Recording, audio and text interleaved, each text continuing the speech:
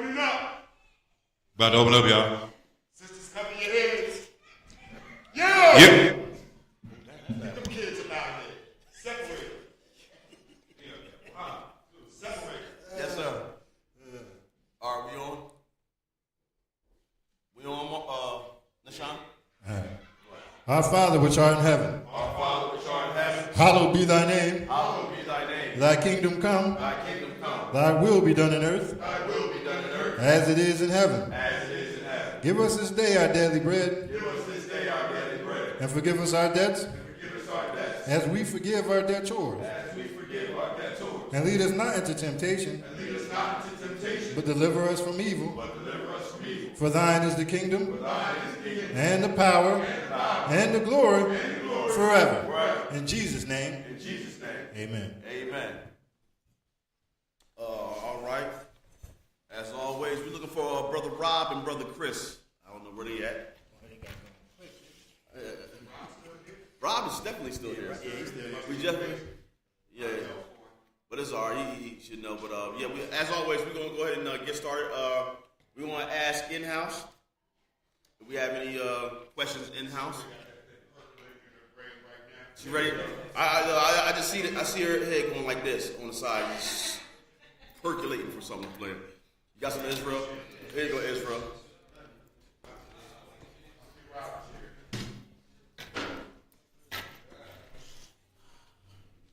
That's for in-house right there?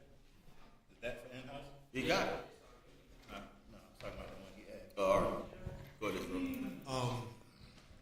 Is it on?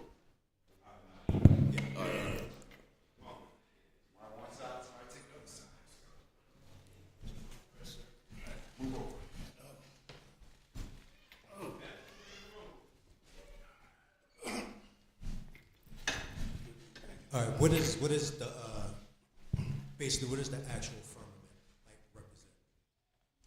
What is the firmament? Yeah, like there's there's some sayings like space don't exist, but when you look at the power of God, like God is like how can space or whatever the planets whatever not he spoke of like the dinosaurs whatever like that. But the firmament, what do that actually represents with, like, the waters above and the waters below that pertain to the firmament?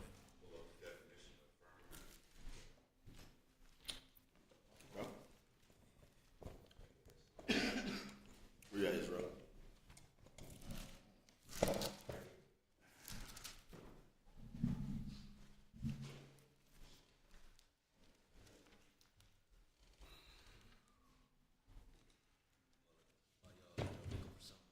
Let's get started.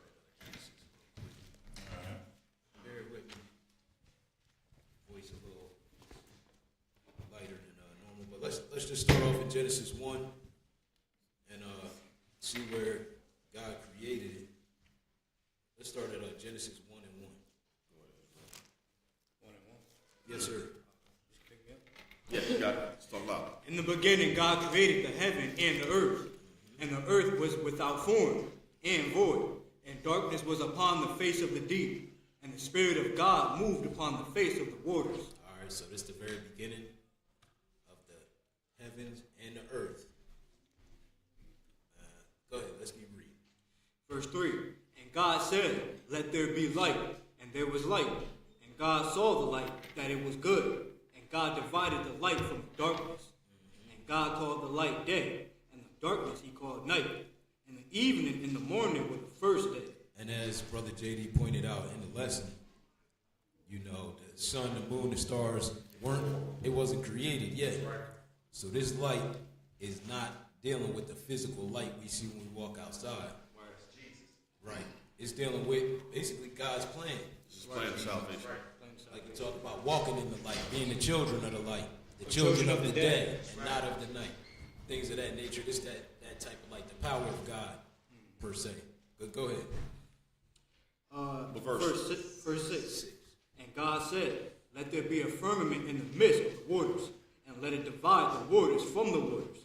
And God made the firmament and divided the waters which were under the firmament from the waters which were above the firmament. Because And it was before so. this, it was just water, right? Yeah. So it was all water. Yeah, I got my bad. Nah, you good. I see one. Oh, yeah, over there, yeah. And I figured you was gonna end up hitting wood. I mean, I'm not an artist, or nothing, but None of us artists, we this still ain't hit wood. wood. But let's just say this is water. So it was all water, and then he said he's going to create a firmament or a division in the middle of the water. So let's say this is the firmament. And go ahead, what verse?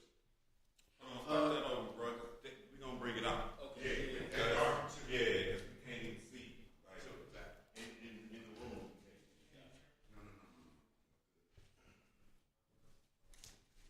I had just read verse 7 too. You want to pick it up at 8? So Man, you can draw how you know, work it how you want. okay. And we got more sharp, we got more markers over there. All right. You got blue? Yes, I do got blue. Okay. I hope it's blue. At least outside is blue. So go ahead, my bro. Verse 7.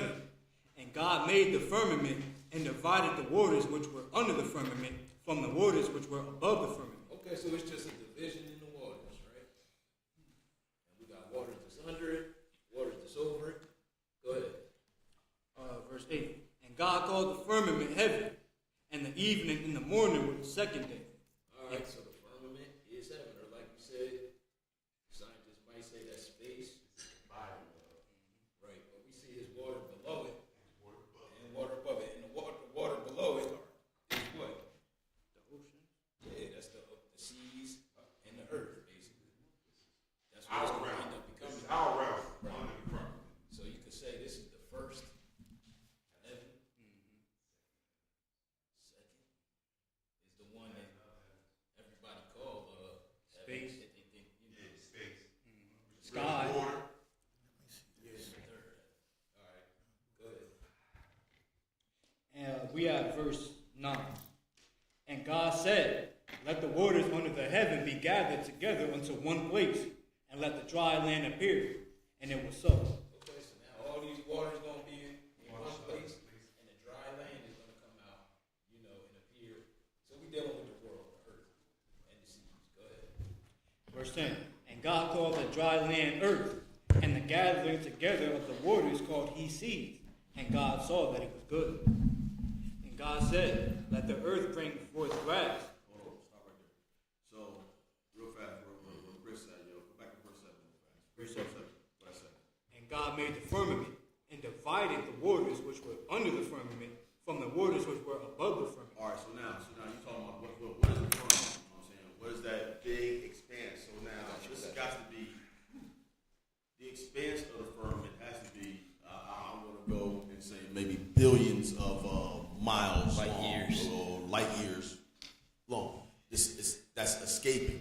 Turn to in the firmament now, it's separating. The firmament is going to separate the waters from the waters.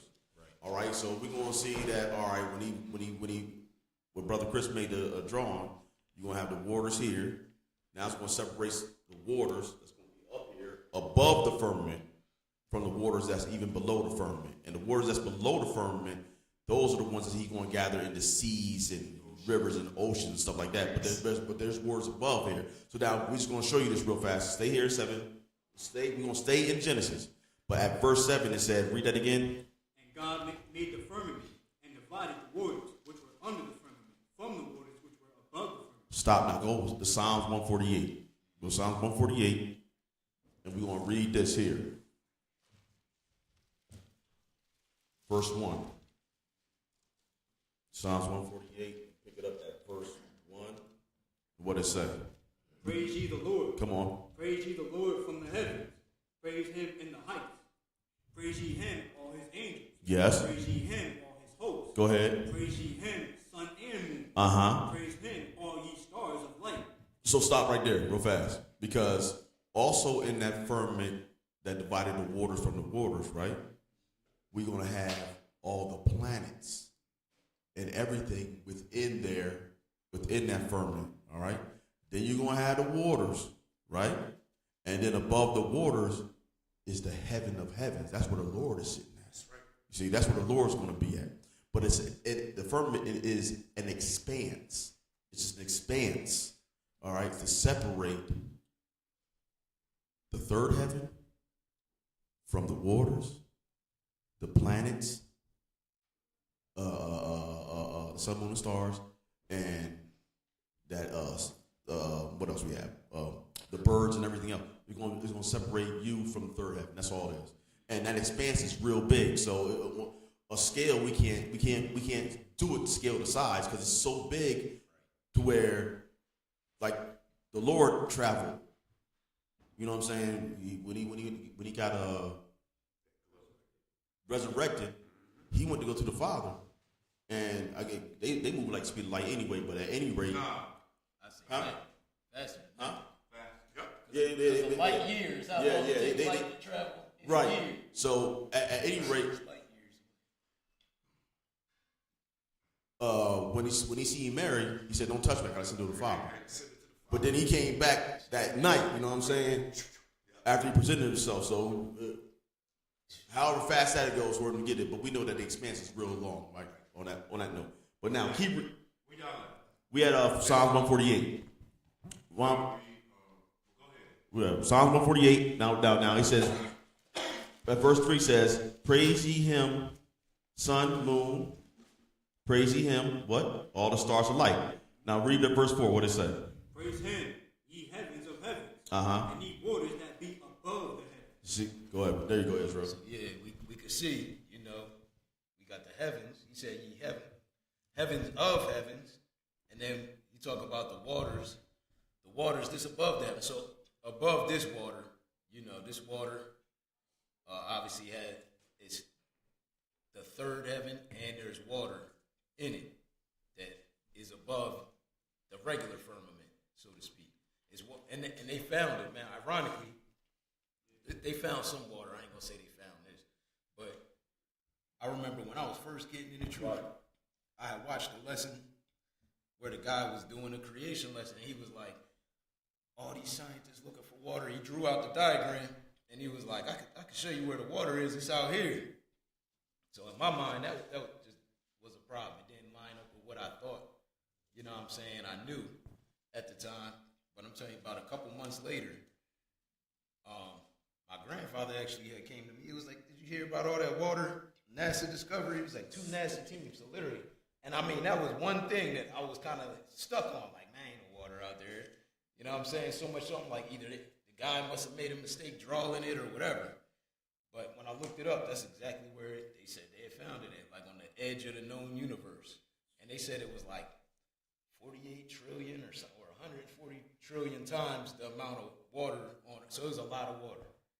They said whatever they could see that outline of it. But it was literally right where he was pointing, because they said I think it was like 12 billion light years away or something like that. So yeah, that to me personally was a sign from the Lord to strengthen my faith, because I was doubting on that one thing, and just the frame of time it happened, it was like that. A couple months later, like that. Yeah. So go ahead.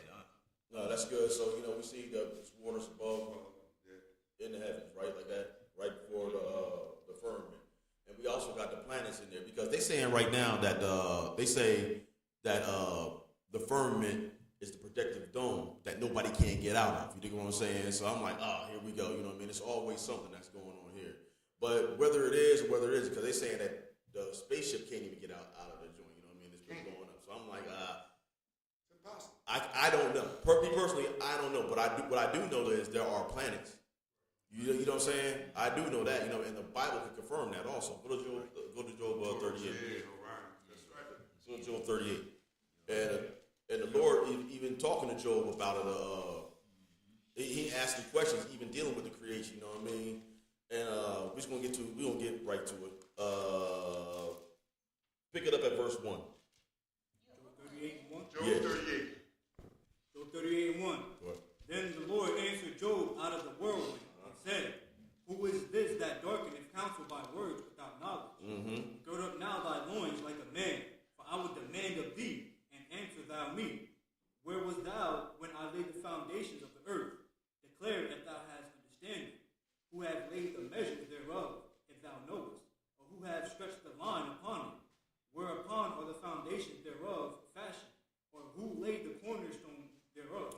even worry about. So these questions are too high anyway. Like we can't even find that out. You know what I mean? You know what I mean? So now he gonna say something over here. Skip to verse 22 and what it says, bro.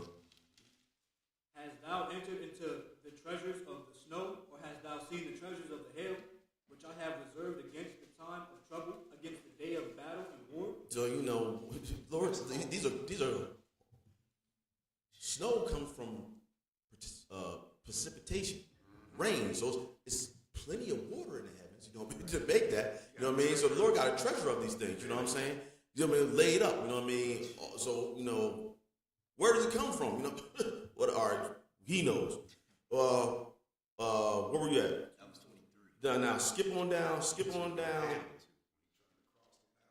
Skip on down to verse 28. What did it say? Verse 28. Have the rain a father, or who hath begotten the drops of dew, out of whose womb came the ice, and the hoary frost of heaven, who hath gendered it? The waters are ahead as with a stone, and the face of the deep is frozen. So you don't even understand. It's the waters are ahead as with a stone, and the face of the deep. You know what I'm saying? This thing is so vast, so much water in the heavens. You don't even know what's going. You know what I mean?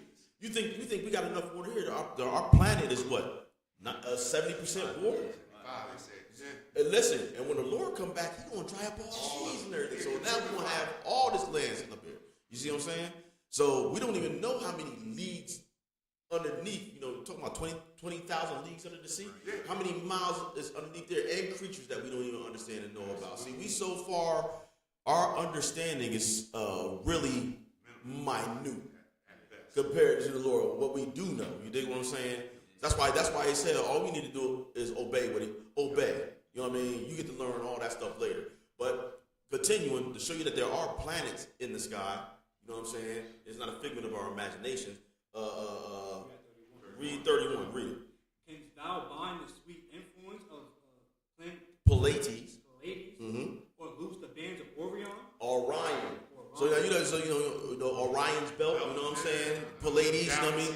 All these galaxies that's out there. You know what I mean? That's why it's nothing. Israel got everything. Lord said our people are destroyed for what? Lack of knowledge. Not that the knowledge ain't here. It's all here. Now God has given us everything for us to obtain salvation, and He don't want to withhold anything from us. It's just that we just got to go and search it out. Ask for, if we're lacking wisdom, He said, let every man ask God. You know what I'm saying? We'll give for wisdom, and He's going to give it to every man liberally. I mean, He's going to give it to you overflowing. You know what I mean? Because He wants to give it to you. You know what I'm saying? He don't want to keep us in the dark about things, especially things that can hold us. So it's all here for us. The firmament divides the waters from the space, from the waters that's in the ground. The water that's in the ground was gathered together to be rivers and seas. The one above is right there before the heavens. For the heaven of heavens, which is the third heaven. And I think we said this last time. You know, He was like, "Why is the sky blue?" It's water. The Lord, apparently, the Lord's light is above that of the sun. It's above that of the sun. He don't even need the sun. You know what I'm saying? But I guess it's enough water. You know, and I can't read this, but I would speculate to say that it's so much water there. You know what I'm saying? That it's like it permeate through maybe, and that's how we get the blue. You know what I mean? You know, we joke around with it a lot. You know what I'm saying? But because that's how it is. You know what I'm saying? So I mean, y'all can take over if you want, Israel. We got some waters of love. Yeah. Let's go to Psalms 19, just verse 1. What's that? Yeah. Oh, wait. Do me a favor, please, before you get there. Read 33. Read 33. Where you at? No, Psalms 30. Job 37 and 33. 38. Verse 33. Knowest thou the ordinances of heaven? Canst thou set the dominion thereof in the earth?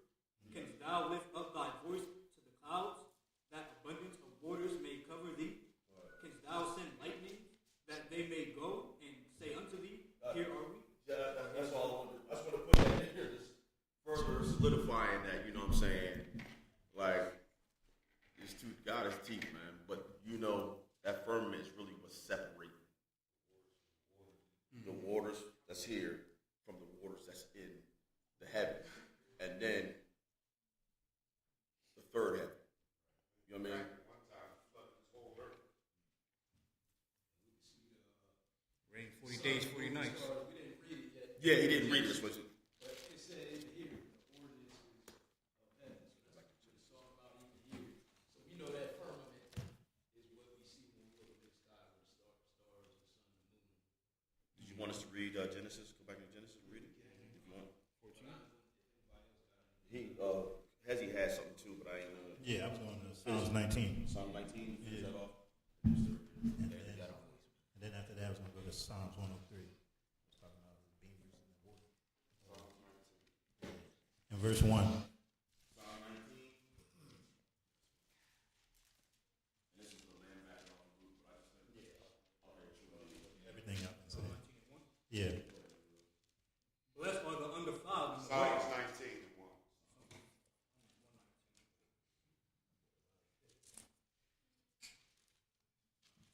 Psalm 19.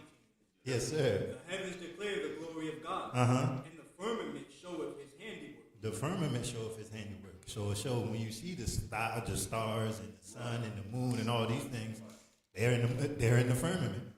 All right, that's to let you know what the firmament further is.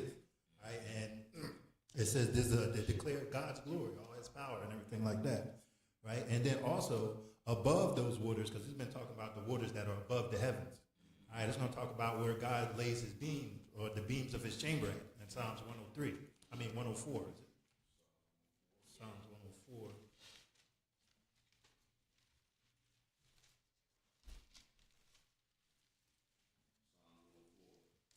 Yes, sir. Verse 3. Psalm 104 and 3.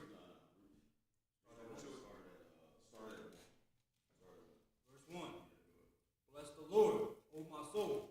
O Lord, my God, thou art very great. Thou art clothed with honor and majesty. Who coverest thyself with light as with a garment. Who stretches out the heavens like a curtain. Who layeth the beams of his chambers in the waters. Who maketh the clouds his chariot. Who walketh upon the wings of the wind. Yeah. The Waters above the waters. Right. Yeah. That's hard. That's hard right there. Yeah. Yeah. Who lays the beams of his chariots in the waters, who maketh the clouds his chariot, who walketh upon the wings of the wind.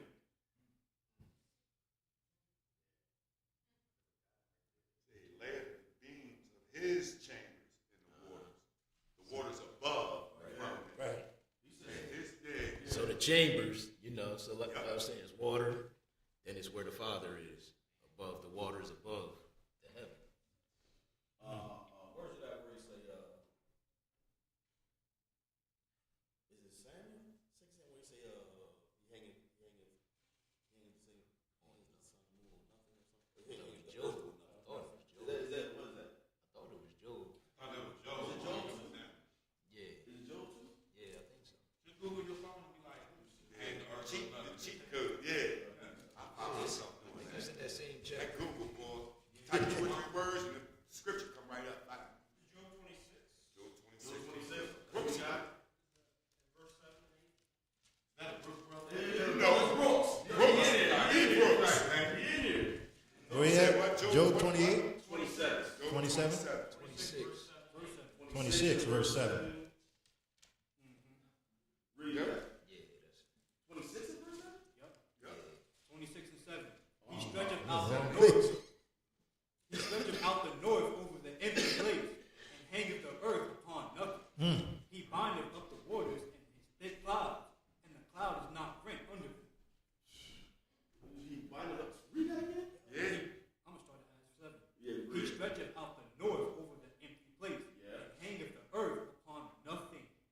He bindeth up the waters in his thick clouds, and the cloud is not rent under him. So now,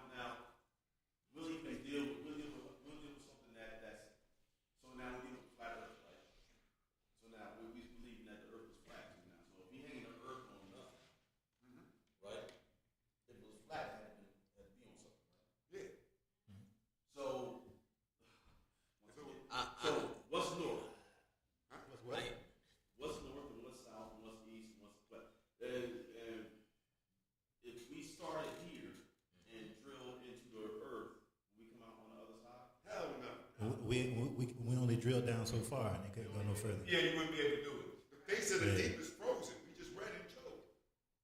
He unplugged the earth and rained from and flooded everything 15 cubits above the mountain. Well, listen. He said he opened up the chambers of the deep, so it rained from here and it rained from here, and underneath came up. Right.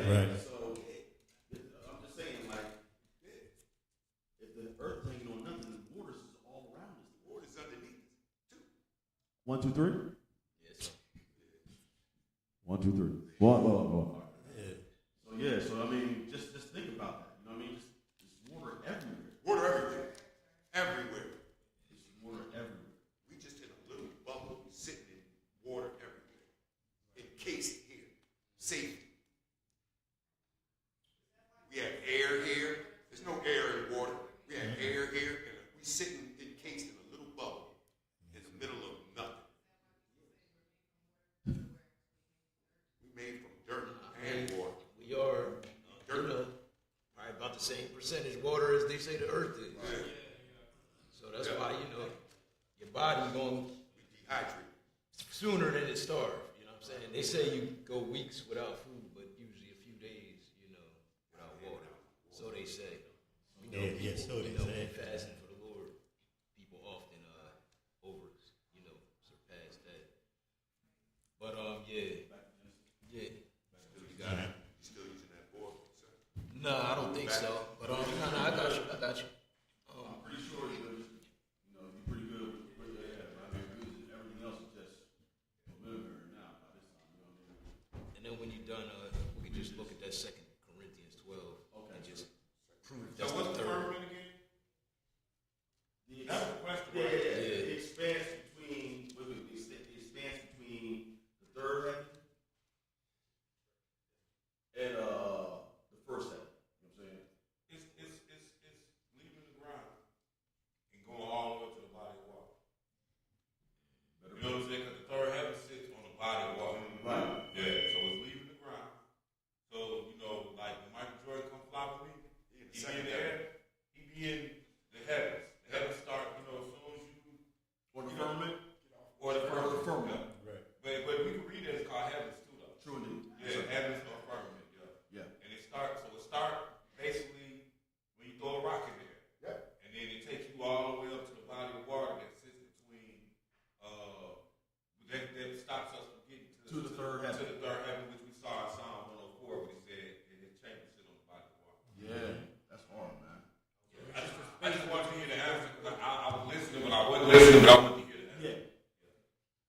That's hard. I got it. Ooh. We break for no. Ain't that what Spaceball? We break for no. All right, where you at? 1 and 14. So this is the fourth day, right? This is the fourth day. Go ahead. Genesis 1 and 14. Yes? God said, "Let there be light in the firmament of the heaven to divide the day from the night, and let them be for signs and for seasons and for days and years. And let them be for lights in the firmament of the heavens to give light upon the earth." And it was so. So whatever was going on from day 1, 2, and 3, which will further solidify that that's the plan of God. You know what I mean? Because he don't need light. You know what I'm saying? He don't need light to do what he got to do. You know what I mean? So it's the plan of God. We have lessons to go ahead and prove that. You know what I'm saying? That it was actually his plan. You know what I mean? And he divided the light from the darkness. The darkness comprehended it not. Yeah, because it didn't understand the plan of God. You know what I'm saying? So, and we know that these lights are here, and they're in the firmament or the expanse of heaven. You know what I mean? For us, they're really the seasons, the times, and seasons, and what else is it? Days and months, years. Or days and years. Is so that we can keep God's appointed seasons, appointed times. You know what I mean? Which is the plan of his salvation. That's what this is all here for. And the whole world will be on that when he comes back. You know what I'm saying? Other than that, God is eternal. Where we going to be at where he's outside of time. So, you know what I'm saying? So, yeah. That's what it's about. Absolutely. What you got? First Corinthians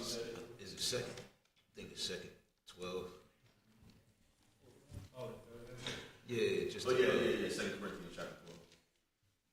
just so we get to the end one, that we can count down to see. That's the second one. It already called it heaven in a couple of the scriptures we read. But some people never heard of the third heaven. Right. Start dealing with Muslims. They talking about they got seven heavens and all that stuff. You know what I mean? They even made a TV show about it. Unbelievable. Yes, sir. Yeah, and the book of, and this is why we were in the book of Enoch. They talking about he had 7 levels, or I want to say 7 or 12, or maybe 12 levels of heaven, and then he's supposed to show all this madness. 7 heavens. Yeah. That's the last dragon. Yeah. Oh yeah. 7 I found my place. But yeah, so no, which is what we can go off here. 12 and 1, read that.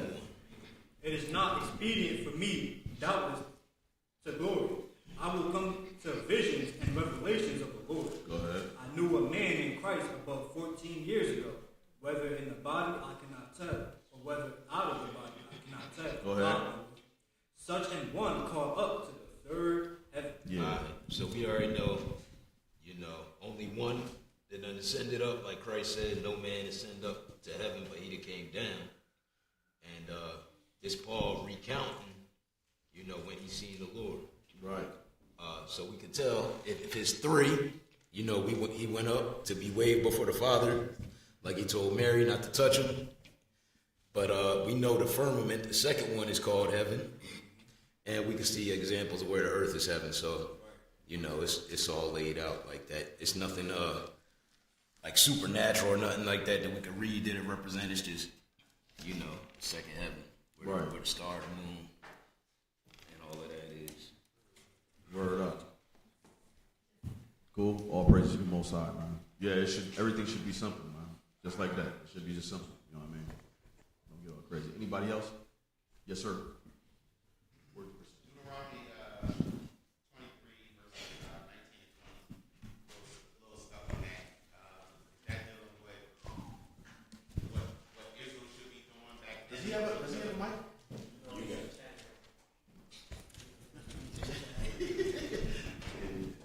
You got it. You have a pretty loud voice, but we want to make sure we hear it. Deuteronomy 23, verses 19 and 20. What's that talking about? Is that what they were doing back then that they should do, or can we do that right now? Deuteronomy 19? 23, verses 19 and 20. Okay.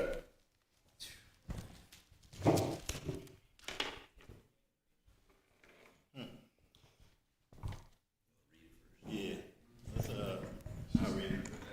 All right. Deuteronomy 23 and verse 19 and 20, you said, right? And can we do it now? Yes, sir. All right, go ahead. Thou shalt not lend upon usury to thy brother. Usury of money, usury of victuals, usury of anything that is lent upon usury. Unto a stranger thou mayest lend upon usury, but unto thy brother thou shalt not lend upon usury. That the Lord thy God may bless thee in all that thou settest thy hand in the land, whether thou goest to possess it.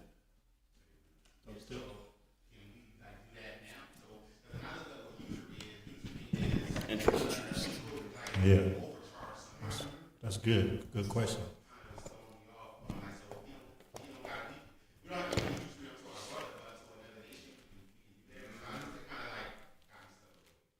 Look, can we go and look at? Yeah,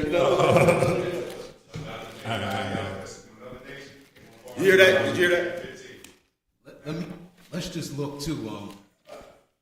When you look up the archaic usury, it was actually any interest was the old definition. But what happened is to kind of help business out, they changed the definition to unreasonable interest. They made usury. So that's the modern definition. But back then, if I loaned you $100, I couldn't ask for 101 back. That would have been usury. But not today by today's standards. Just to clarify that. I was talking about clarifying find that definition. Yeah, it changed in recent What's the times. definition they read? What did you read? I didn't hear the definition he read. I think Brother Ira quoted it, but now it's any unreasonably high amount of interest. Whereas, That's cute, like predatory lending. Yeah. right. But it used to be any interest at all. No, the usually is you. Yeah. 2 to 1. So how does that even work though? That's great. Like, Let's go to. I mean, like, how would it even, if I got one thing from you, I didn't have it in the first place, so now I'm gonna give you double. Right.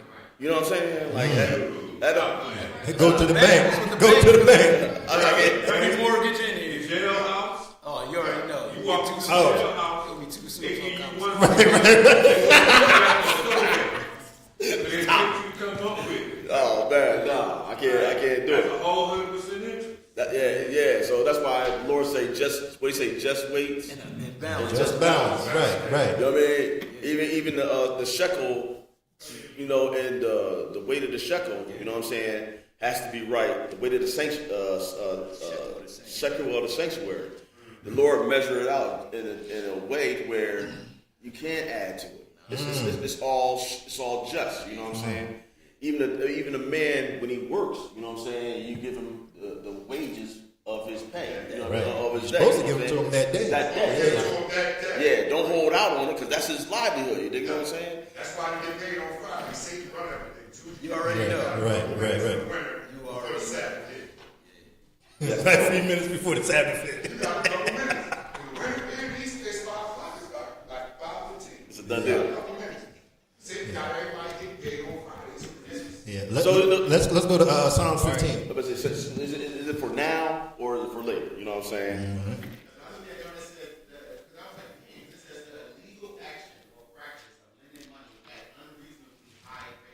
Yeah. That.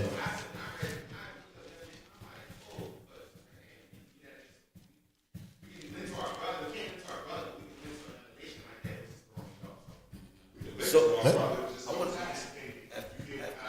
Right.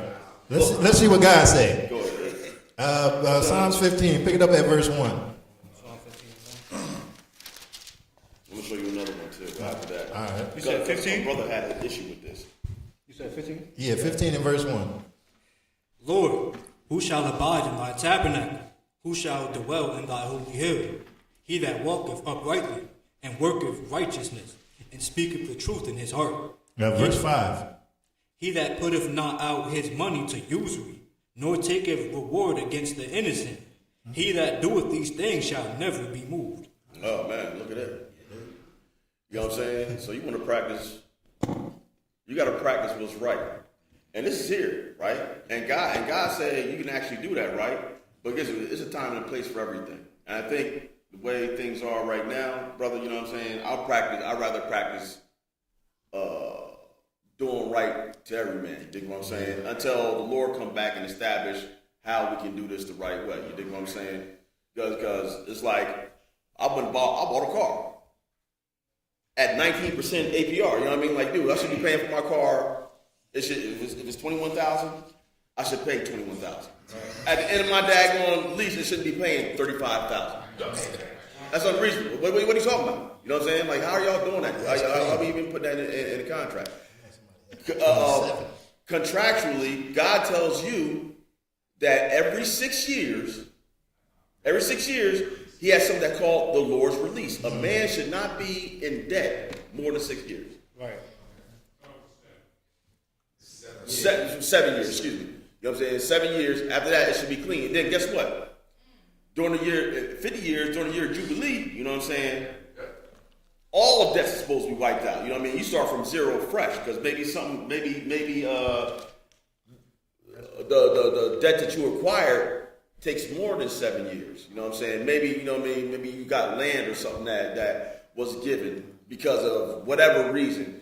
But it shouldn't be yours. It shouldn't be that person that you lend it to forever because God, all the land is God's.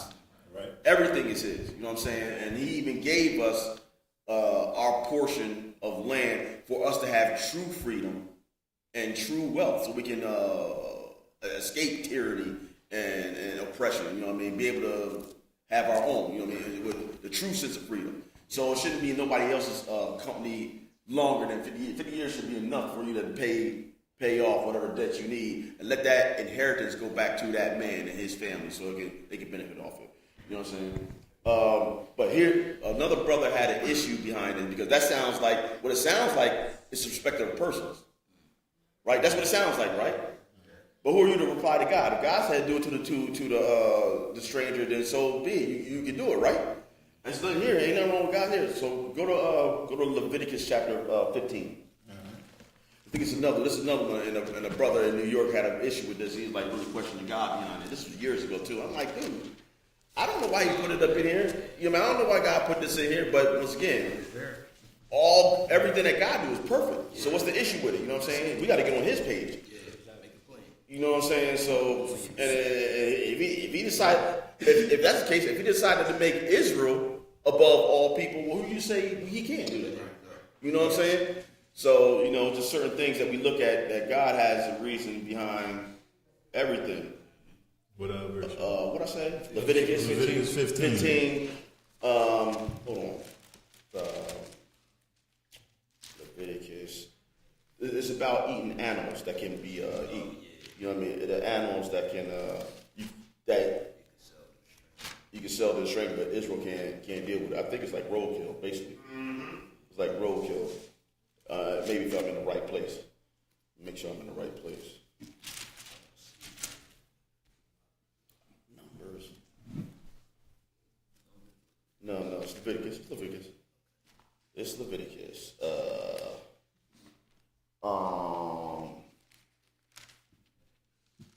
17, I'm sorry. It's 17. I think it is.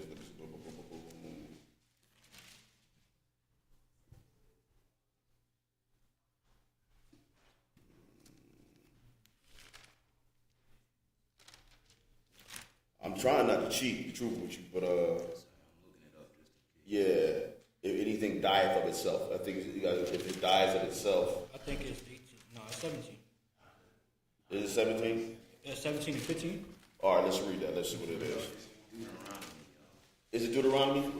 Deuteronomy 14. Okay, I apologize. Let's put 15 cents. And every soul that eateth. No. That ain't. 17 and 15 Leviticus. And every soul that eateth that which died of itself, or that which is torn with beast, whether it be one of your own country or a stranger, Right. he shall both wash his clothes and bathe himself in water and be unclean until the evening. Nah, that ain't it. Nah, Deuteronomy. it's Deuteronomy 14. All right. Deuteronomy. Yeah, but we can give it to the stranger. Boy, he felt some type of way about that too. Well, I was like, look, I don't know. Look. God just set up all nations, gave them land. You think he tripled us and said, do this, can't do that to other people. Yeah. Y'all got your own nation. There it is. Y'all got your own here. Deuteronomy what? And it would be the dietary law. It's down on my land. I can't sell it to you because you're my brother. But I can sell it to them if they want to buy it. Or you can go on your own land and get your own deal. We put it like that. Oh. It's more understanding we put it like that because it's like, all right, well, if you got your own land, and you don't charge you know what I'm saying? If you want to come over and do business with me, then I understand that. But if it's my brother, then you got to get a contract. Yeah, that's what it's about. Let me see. Your brother doesn't have no option in the land he got. It all came from the Lord, gave all inheritance. 21. You know what I'm saying? So you don't have to say. But now, so therefore, if you got it, he don't. That's my chance. Lord looked out for you, didn't look out for Rob. So I can't charge him interest. But then, you got the cats over there come over here, talking about going to get some of your blueberries. Yeah, you get some of my blueberries, 50 cents up. You know what I'm saying? Like that. Or make your own blueberries. No, that beautiful. You know what I'm saying? No, seriously, beautiful. You know what I'm saying? That makes sense now. That makes absolutely sense. I mean, so that's the answer to the question right off the top of me. 21. 14 and 21. Yep. Yes, sir. Deuteronomy 14 and 21. Ye shall not eat of anything that dieth of itself. Thou shalt give it unto the stranger that is in thy gates, that he may eat it. Or thou mayest sell it unto an alien, for thou art an holy people unto the Lord thy God. thou shalt not seethe a kid in his mother's milk. All right, yeah. So, go ahead, Israel. You got it. So let's look at Deuteronomy 20. Actually, somebody quoted. Let's look at Exodus 19 real quick. Sorry, y'all. Bear with me. And mind you, in this joint right here, this is clean beef. You know what I mean? This is also clean food that died by itself. It's like you can't take an abundance. I'm just making it clear because it was like, you know what I mean? We about to be outside getting all right. Take these rags over there before you go. This is something that can be eaten. But it just died of itself. And we don't know what draw. Pick it up at, I'm sorry. What you said? Deuteronomy? Exodus 19. Yes, sir. And verse 4. Exodus 19 and verse 4. Ye have seen what I did. Ye have seen what I did unto the Egyptians, and how I bare you on eagle's wings, and brought you unto myself. Now therefore, if you will obey my voice indeed, and keep my covenant, then ye shall be a peculiar treasure unto me above all people. Above who? Above all people. So now, this is the method, you know, how the Lord going to bless Israel. We're going to see it. But it's all about them keeping the covenant. Right. Because this God's word going to be magnified either way. Whether the children of Israel disobey, it's going to be magnified because he's saying exactly. We can see it. I ain't going to talk too much. Or definitely if they obey, because now all the nation's going to say, man, you know, what a wise and understanding people. What people is there with God so nigh and with laws so righteous. Right? Go ahead. For all the earth is mine, and ye shall be unto me a kingdom of priests and a holy nation. All right, let's look at Deuteronomy 28.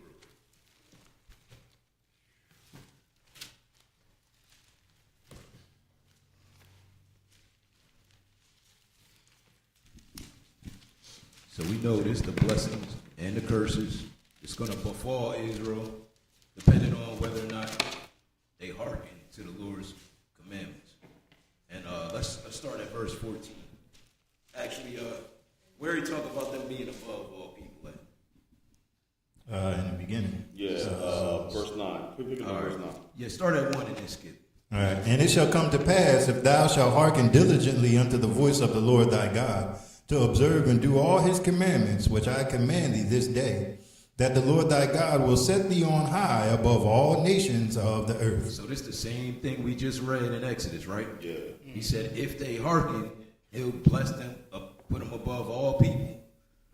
So again, here, if they listen, the Lord God going to set thee on high above all nations on the earth. Right. Go ahead, skip to verse 8 or 9. 9. The Lord shall establish thee an holy people unto himself, and as he hath sworn unto thee, if thou shalt keep the commandments of the Lord thy God and walk in his ways. Skip to 13. And the Lord shall make thee the head and not the tail, and thou shalt be above only, and thou shalt not. I'm sorry, 12. We need to end at 12.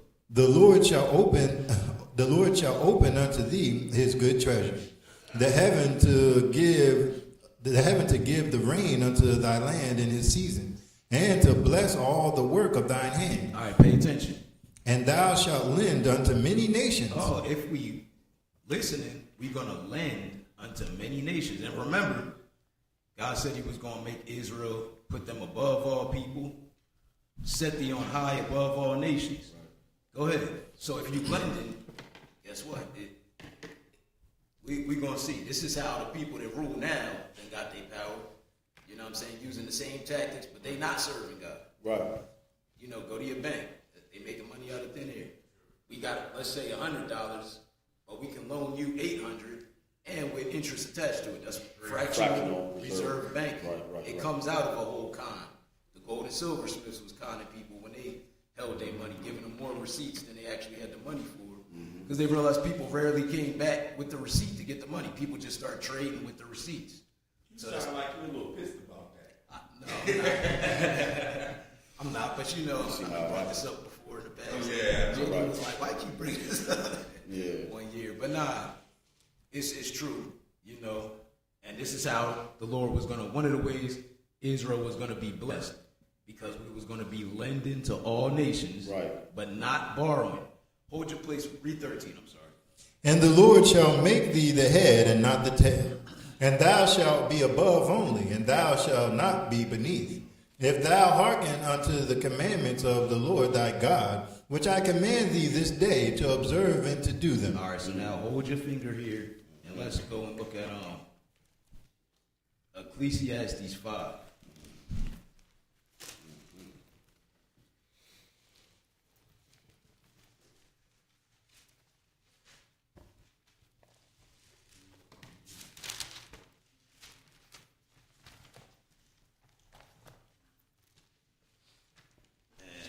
Pick it up at verse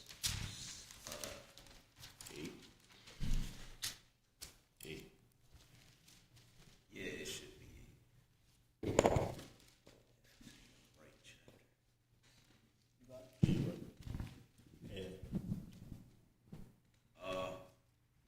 No, I'm sorry. It's not it.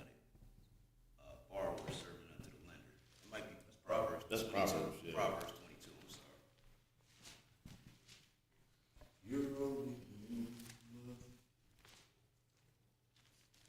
Yeah, that 8 was good though. This one was 22. Yeah. 22. And I think 7. The rich rulers over the poor. Yes, sir. Borrow is servant to the living. That's it. So now this is how Israel is going to be blessed and be the head and not the tail. Because this is how men still operate. They done just used it. The Lord done used other nations to provoke Israel to jealousy, and they doing the same practices that we would have been doing in righteousness. Now they doing it in total wickedness. They using it. They about to break the whole system. You know what I'm saying? Because they stealing so much. But now 22 and 7. Says Make money out of thin air.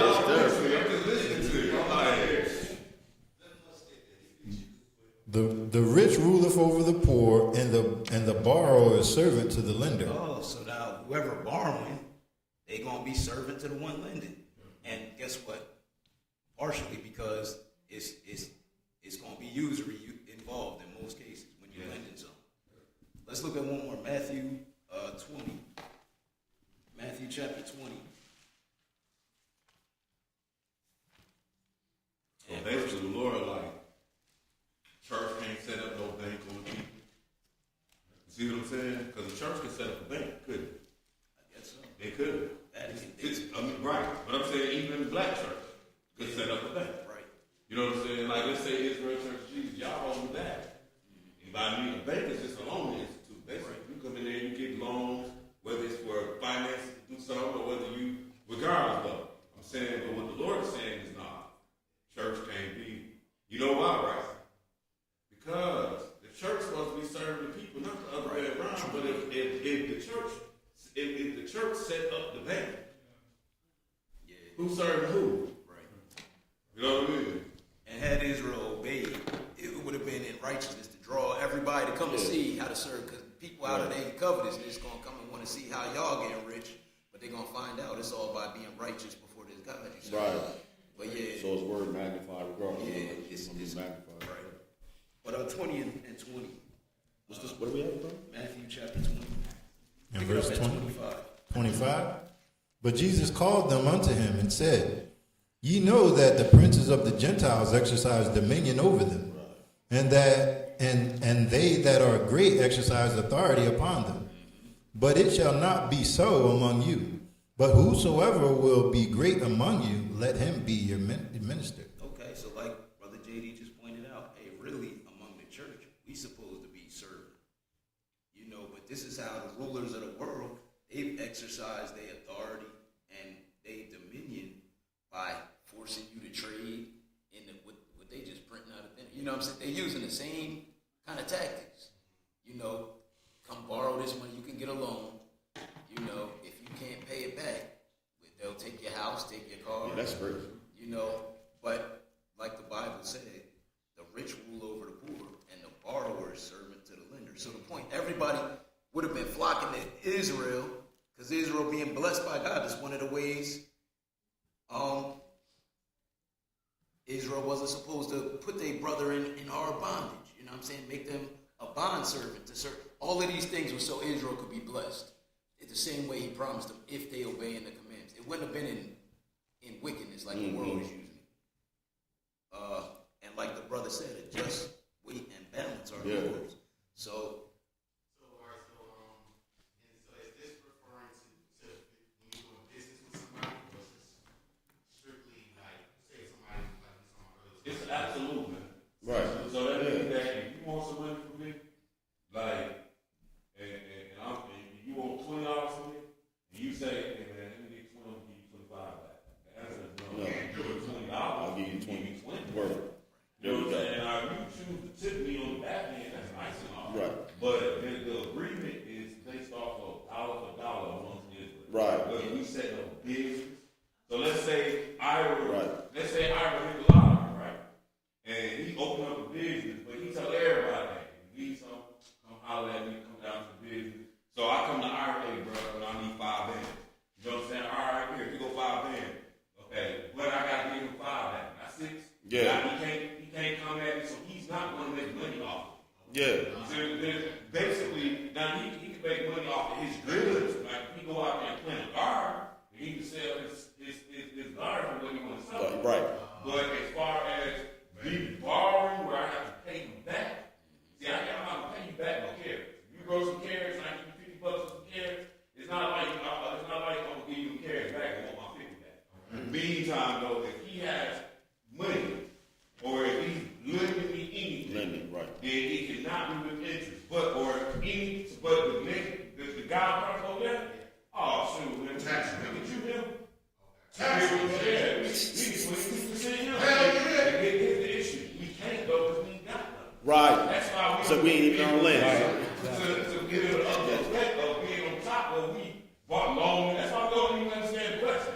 You know what I'm saying? Because we ain't never the one let our make that. You know, we need our grocery store on TV. Right. So we gonna try that. We gonna try to come up. The reason why I asked that question too was because, I played a game out with my homie, so, and he's into the word too, so he was saying too that he had to pay somebody that double, and it was just like his brothers. And he was saying, That's nice. He was saying that he thought he had to because from what he thought he read in the word, that if it was with his brother, and if it was late, then he had to. That's the Lord, though. Okay. That's the Lord money we talking about. Right. Put five. You borrow from the Lord. Yeah. Then you gotta add on top of that. Right. You know what I'm saying? But the Lord ain't making no profits off of you. You get what I'm saying? Like, here's the thing. So, the system is set up to where the rich just keep getting richer. So let's just take the room. And let's just say I got all the money. If I'm loaning it all out to you with interest, who's gonna have all the money when we're done? Yeah. The rich. You see what I'm saying? Like, so that ain't no fair to nobody. So what that does, that's what create envy now. So we prevent an environment, the law is righteous. It is preventing an environment of hate and malice. You know what I'm saying? So we ain't gonna have no issues if we do it all the right way. And on top, like Chris said, and you showing everybody else if you do it this way. Because like if I got a garden outside, I'm supposed to leave some of it for the poor. right. And we operate within these commandments, we all come up. And so he being the richest one, he come up, and guess what? Everybody else coming up with him, as opposed to you coming up off of me. Right. So that's how it's set up. It's all set up in perfection and in righteousness to demonstrate to the other nations, and for we won't be out here begging one another. Like he even got in the law how you operate with servants, and if that's your brother as a servant, you gotta go back. You see what I'm saying? Like you basically can't do a whole down. Ain't nothing illegal about slavery. We slaves now. But he telling you in the law, yeah, you could be a slave owner to your brother, or for a certain time. Because he gotta go back to his people. Right. So yeah, so Lord, Don't just break. the business of God is on a grander scale. It's all perfect. It's about having faith in God. The business of man is about having faith in you and in your God. You understand what I'm saying? Whereas the business of God is about having faith in God and being righteous. See, you follow the difference of what we're saying? One getting there is cutthroat with the sword. The other one is depending on God. But that's the truth Your Rothschilds, your Yeah, Rockefellers, yeah. if you want to name them, That's book too. Oh, don't think that they did. Trust me. That's they book. did borrow illegal to get that bread. That's They books. did illegal. So you These going got rich to from bootleg liquor, which was do it by sword. and they got rich from the Great Depression. Esau. Y'all get rich everybody else is wrong. Let me script that for you. So look, Proverbs 22 and 16 say, "He that oppresseth the poor to increase his riches, and he that giveth to the rich shall surely come to want." Right? Skip down to verse 22. It says, "Rob not the poor, because he is poor. Neither oppress the afflicted in the gate. Wow.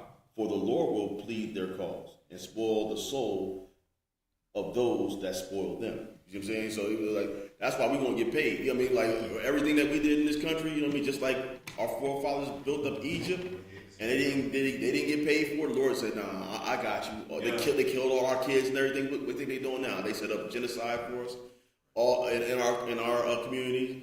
They giving the guns in our communities, the liquor stores, they're giving everything to kill us. You know what I'm saying? Look at this. On what you said. Yes, sir. So let's say the last 10 prisons in the United States.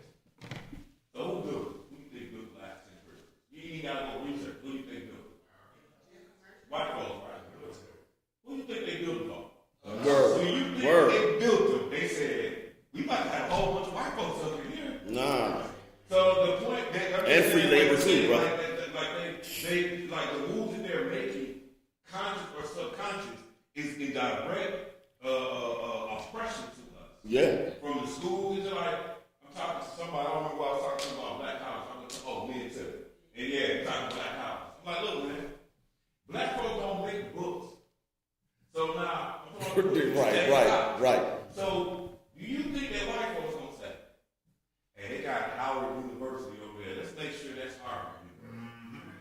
There's no way they gonna say George Mason better be better than that. George Mason's in the DC area too. Like, you have to remember what you are. You are the bottom. You are like Right. What if this was our land? You think we're gonna say, "Hey, white people, we're gonna give y'all a better school than us." Right. Yeah. So just going back off what you're saying, Yes, sir. let's realize where you are, it's all white people stuff. They make cars. Yeah. When they make cars, they think about you. You can leave that lie about Cadillac if you want to. Because black folks ain't first people to be buying Cadillac, white folks was. You know what I'm saying? We interrupt, so I'm saying when they doing anything, when the neighborhood you live in, it was occupied by white folks first. You know what I'm saying? Then once they ready to go, so you know what I'm saying, they never thinking about you. Yeah. Never. Huh?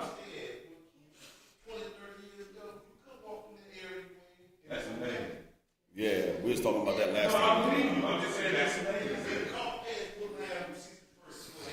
You know why that's amazing? Because when I tell white folks I live in Darby, you know what they say? I grew up there. And I be thinking to myself, you can't grow up in Darby, I know. Yeah. That's Across 63rd Street, the concrete. Yeah, you said, go on outside. You couldn't stand West Street, or you would die. so. I don't know. People call it a conspiracy theory or whatever, but you know, like they had a secret meeting with all the executive heads of the record labels, hip hop heads and everything, right? They had to sign a disclosure letter that they couldn't do anything about it. But anyway, they're bringing up, they're making up legislation, so to speak, so that they can make these prisons, and they would have to change the music so it can influence people, so we can go into the prison industrial community. All right. But what do they do there? So, you know, road crews, they get free labor. You know what I'm saying? And they get, exactly, you know what I mean? So that, you know, everybody seen, what was that movie with, Life. no, the other one. That dude dug underneath he swum out of the Shawshank Redemption. So, it's all connected. You know what I'm saying? It's all connected. 13th Amendment.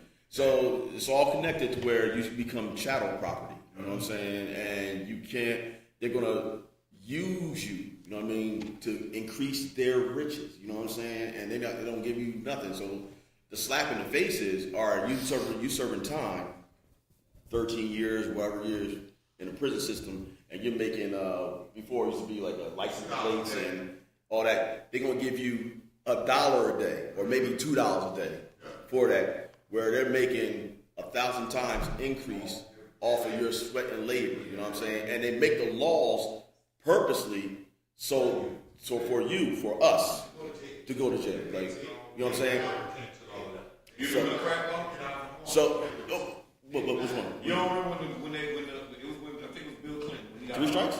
No. When they, no, it was Reagan. No, it was Clinton. When it's so here's what it was. If you get caught with cocaine, pure cocaine. Yeah, powder. Let's just say we're gonna give you 2 years. Right. But then you get caught with crack rock. Minimum mandatory. We're gonna give you 20. Now, Minimum mandatory, yeah. here's the weirdest thing about that. That's a nigga law ever. But I'm saying the weirdest thing. No, it is a nigga law. Yeah. But let me tell you the weirdest thing about that. This is how the dope house works. The dope man come and brings the brick of powder cocaine, and you sit in there and make 1/10 cocaine, and then everything else. Yeah. We're not giving no recipes out here. Yeah. Stop it. But the point is, so you telling me that I got a 10th less cocaine than you, but you sending me to prison for 10 times the time. Right. That's a nigga. Yeah.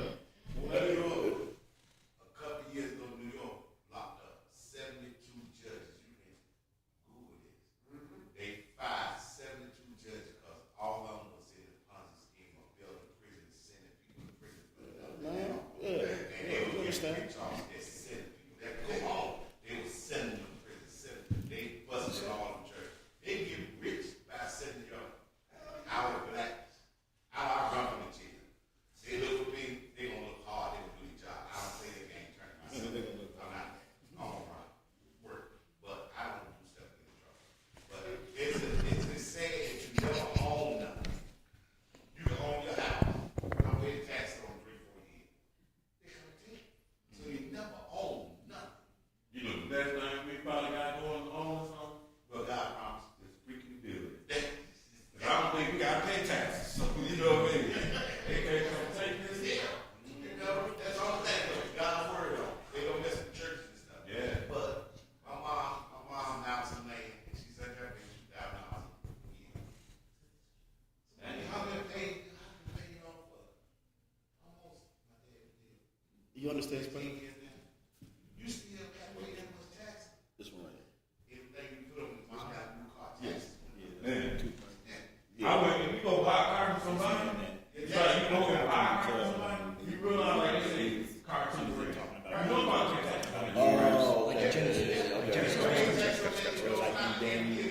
No, I'm saying what I'm saying. You should buy a car. Yeah. And say the car $3,000. Bro, I'm gonna pay another $500 taxes before I drive a car. And don't say that those homes as a gift because then they are And you gonna pay off that.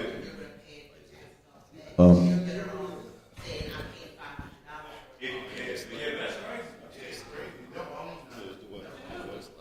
Like for example, if I sell you a car for $1,000, yeah, me and you would think it's just me and you, right? But you gonna have to go get a tag for that car. You gonna pay for the tag, and you gonna pay the insurance. So yeah, that's what you gonna pay. You gonna pay the tax. Tax and title is what they call it when you get the car. And what I'm saying is they're gonna say how much did you pay for the car? It's gonna be paperwork. And whatever, like me, I'm gonna say $20. Word. It's me and you. You know what I'm saying? But like we would say $1,000, then Gonna you be probably taxes. pay $1,000 tax. You tax on $1,000 right there when you got that car. Yeah. Car that you just bought from me. You ain't had nothing to do with nobody else. Look at me looking at that. That's why. Yeah. Of course, it's possible. Yeah. Who's that motorcycle? Really? Why he roll the church up with that? Yeah, ain't that time. But you got to pay taxes on it. So how much was the bike? Let's just say $2,000. We ain't gonna do that. Let's just say $2,000, right? But then when he went to go down there so he could legally drive it, he had to pay them to get a sticker, we would think, right? Or a tag, right? Even if it said, well, the tag already on there, you still got to get the sticker or whatever the case is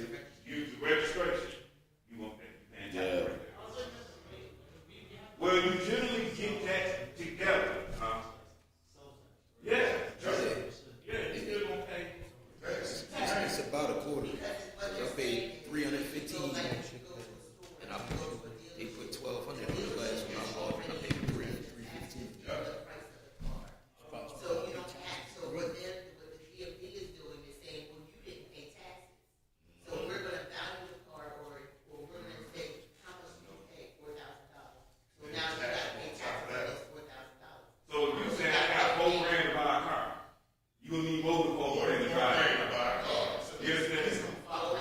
Because right, I'm gonna need $4,000 to give you the money for the car, but then I can't go nowhere in that car until I go to the tag, and that's gonna hit me up. I'm probably gonna pay another $4,000. But that's what happened. My dad, my father paid for the car. Oh. I paid like what? We paid like $175 total. For like just the taxes on it. Plus, no, it wasn't because it's old. But for like the taxes, but then you pay the taxes, the registration, and everything. So it came to like $300. You just be sitting on the car, you can't drive. You can't drive a vehicle too. And that's different from how it used to be. How it used to be is straight up. You know, you can just go ahead and just give it to each other. That's the difference between time, having the Lord allowing you to live, and you can live through and see different eras of time. You see the changes in time, but they wouldn't even understand that. So they caught on to that, and that's why now they value the car on their side, and now you pay taxes on what they side. Do you have? Is there a mic back there? Is the mic still back there? Yeah. Somebody just keep the mic over there, man. Keep the mic over there for y'all, man. We don't need to. Just keep the mic over there when y'all start talking. But check it. The sisters right here made a great point. And that's the whole reason. Because they caught on to. You want to finish saying what you said again? Please say that again. I said when back in the day when people would sell a car or even just give cars or sell cars to each other, they would write that it was a gift because then you wouldn't pay taxes. But they caught on to that. So now if you put gift, then they will value what the car is worth and you'll pay taxes on what they value it. Yeah. Say $100 or $1, whatever you want to say. All right, so do we have any more questions? I'm sorry. I'm just saying, back in the day, we would say he spouse, he wouldn't have to pay nothing on it. But now, like I said, Just the tags. We got any more questions, or we gonna go online? You good? You wait. All right, we got a couple online. What it say, Israel? All right, I'll read it. It says, peace to all. This is from Renee Green. Peace to all. There are several places in the Bible where it says day/days, year and years. How do we differentiate them metaphorically and literally? I understand that one day is 1,000 years with God. Right. Keep it back there. Who is outside of time. How do we understand when to comprehend each use? You know what they ask, right? How to use it in context. Yeah, how we know it's 1,000 years or. Yeah. You would know. I'm sorry. Wait, before I go. Anybody got to say anything? All right, listen. It's really. And it depends on the context, like you're saying, sister, and that's a great question too, by the way, because we understand that 1,000 years is a day to the Lord, and in context, in Genesis 1, you will see in Genesis 1, chapter 1, you're going to see that 1,000 years are actually that day. Is actually 1,000 years. So each day, evening in the morning, the first day, evening morning, the second day, evening morning. Those are actually 1,000 years, all right? So that's there. You understand? Go ahead, Israel. Just real quick, because we know it wasn't a morning and an evening yet. It wasn't even no sun, moon, and stars. Right. When you get to that, till you get to day 4. So he already showing us how to count time, right? Right. So we can tell by that context, he not talking about a literal sun up, sun down day. It ain't even no sun in the sky yet. Right. But he teaching us something about the plan of God. You know, like you say, these holy days is pointing at things to come. Yeah, and that's absolutely because he stands outside of time. So really, God is putting these the lights in the sky so that we can basically get on His level because we don't know anything. So now He's teaching us how to tell time. Like the moon, I mean the month is where you get the moon from the month. You know what I'm saying? So so that's how we get months. Excuse me, I said it the wrong way. They got the same etymology. Your months, and then you count days. I mean, with the sun. You know what I'm saying? So this is, and then obviously we go through our seasons. Then we can actually tell time how this thing goes. So it's dependent upon the context of what we're reading. God is not talking literal years when He's telling Daniel like 70 weeks are determined upon you. You know what I mean? Like the Bible will really interpret itself. It just depends on the context on what it is you're reading to tell. And the Lord is not talking in 1,000-year terms, except for really a couple of times. Talking about in Genesis, and then when we're dealing with the great day of the Lord, which is going to be actual 1,000 years. Mm-hmm. So I hope that helps, sister. We want to look at just one example in Genesis. Adam, since we are a couple chapters away. True. Okay. Just to show one example, Genesis chapter 3. And then we'll see, was this a literal day or not, just as the brother said from the context. So Genesis 3, and let's pick it up at verse 1, whenever somebody gets it. All right, I got you. It said, now the serpent was more subtle than any beast of the field which the Lord God had made. And he said unto the woman, yea, have God said, ye shall not eat of every tree of the garden? And the woman said unto the serpent, we may eat of the fruit of the trees of the garden. But of the fruit of the tree which is in the midst of the garden, God hath said, ye shall not eat of it, neither shall ye touch it, lest ye die. Okay, so now let's go back to where because he told Adam directly. Yes, sir. Here, Eve didn't mention the day, but let's go back to chapter 2 and verse 17. I'm sorry. Yes, sir. And see where 2 and 16, where the Lord commanded Adam, and he, Adam must have told Eve because she obviously knew what the Lord had said. All right. 2 and 16. And the Lord God commanded the man, saying, of every tree of the garden thou mayest freely eat, but of the tree of the knowledge of good and evil thou shalt not eat of it. For the day that thou eatest thereof thou shalt surely die. In the day, right? Yes, sir. So let's see what kind of day this is talking about. Okay. Let's go over to chapter 5 and let's pick it up at verse 3, I guess. Okay. When you ready. All right. And Adam lived 130 years and begat a son of his own likeness. Hold on, years? Years. That's days, right? Many hundreds, thousands. Many days. Right? You know what I mean? Many days. You know what I'm saying? But now 365 plus. Right. So we know that couldn't have been a literal 24-hour day. But let's see if he lived to be 1,000 years old. Okay. And okay.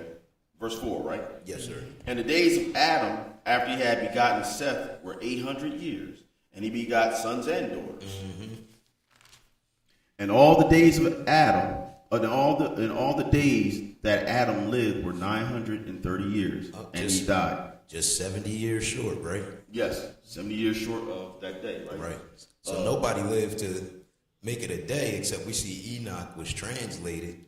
But the oldest one we read is 969, 31 years away. Right. So we could tell by the context that day you're going to die with it. That was 1,000-year day. Right. So it's by the context. Sometimes you just got to keep reading, read some other scriptures. Right. Look for an example or something like that. Absolutely. And very good example. You know what I mean? He most certainly died within the day as the Lord prescribed. And then the great and notable day that we're working towards is the 1,000 years where we're going to reign with the Lord. That's the great day of the Lord. You know what I'm saying? Right. So we hope that helps us. What's the other one, Israel? The next one is can devils prophesy? Peace. Can devils prophesy? Can devils prophesy? It was on what's my boy when he's walking in the house. Yeah. Prophesy. Who that? Yeah. Yeah.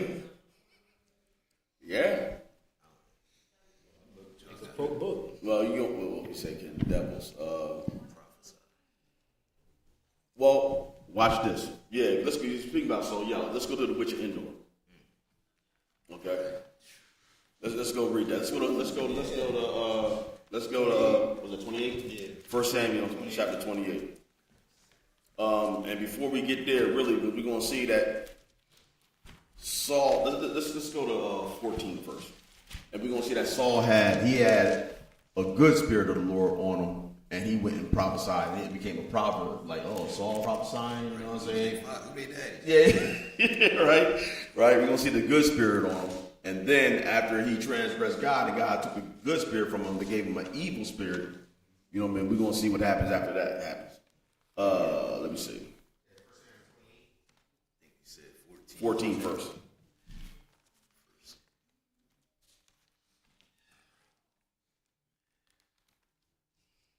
And let's be clear,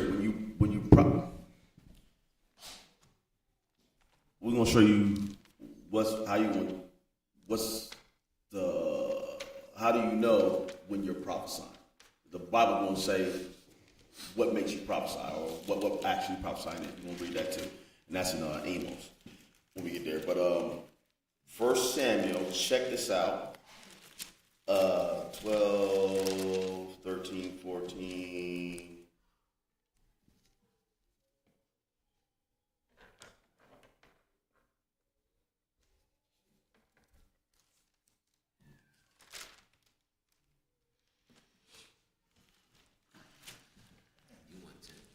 Maybe it's 10. Yeah. When he got the spirit first. 10. Yeah. Pick it up at verse 9. No. Pick it up at verse 5. Yeah, I got it. 10 and 5. After that, thou shalt come to the hill of God, where is the garrison of the Philistines. And it shall come to pass, when thou art come thither to the city, that thou shalt meet a company of prophets coming down from the high place with a psaltery, and a tablet, and a pipe, and a harp before them, and they shall prophesy. And then what's going to happen to Saul? This is Samuel. Samuel's coming to Saul, and he's talking about, because the Lord about to commission him to become king. All right? But go ahead. Keep reading, Israel. Verse 6. And the Spirit of the Lord will come upon thee, and thou shalt prophesy with them, and shall be turned into another man. So now understand, like when the Spirit of the Lord will come upon them, they're going to prophesy. Well, let's see what's going to happen, what that Spirit is going to make these men do. Hold your finger here. Go to Amos chapter 3. Go to Amos chapter 3.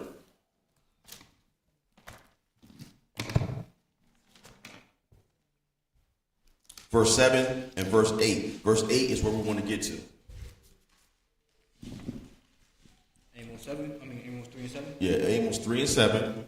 Because prophesying, prophets are going to prophesy. But go ahead. But this is why. Amos 3 verse 7. Yeah. Surely the Lord God will do nothing, but he revealeth his secret unto his servants the prophets. All right, so he reveals his secrets to the servants the prophets. So now read verse 8. That's what we're going to get to. The lion hath roared. Who will not fear? Go ahead. The Lord God hath spoken. Who can but prophesy? So when the Lord speaks, you're going to prophesy, because what? You're going to say what thus saith the Lord. That's why they're going to say, whenever the prophets talk, they're going to say, thus saith the Lord. Whoever mouth is coming out. So when the Lord is speaking, then whoever he's talking to, they're going to speak the exact same word. They are prophesying now. They're just speaking what thus saith the Lord. Okay? So now, back to 1 Samuel, right? Before you go to the witch and You got something good? Yeah. Please. go to Bring it back. First Samuel chapter 18. Yeah. Now you go there. Right. Now this right after when they were singing a song about my boy. Yeah, singing a song about David, and he was mad. Pick it up at verse 10. 1 Samuel 18 Yeah. verse 10. And it came to pass on the morrow that the evil spirit from God came upon Saul, and he prophesied in the midst of the house.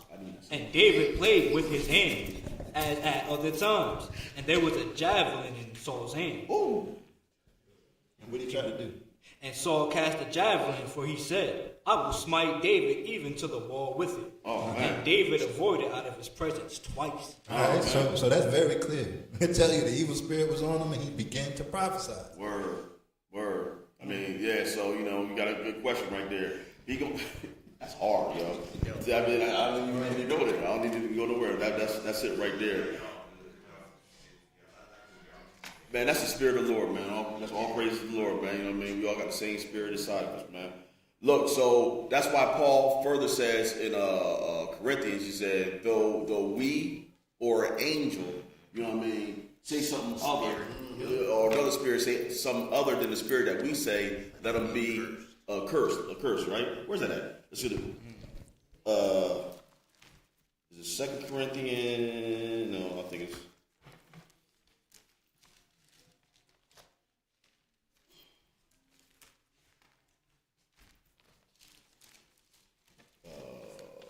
Bear with us for a second. We try not to. It's Galatians chapter 1.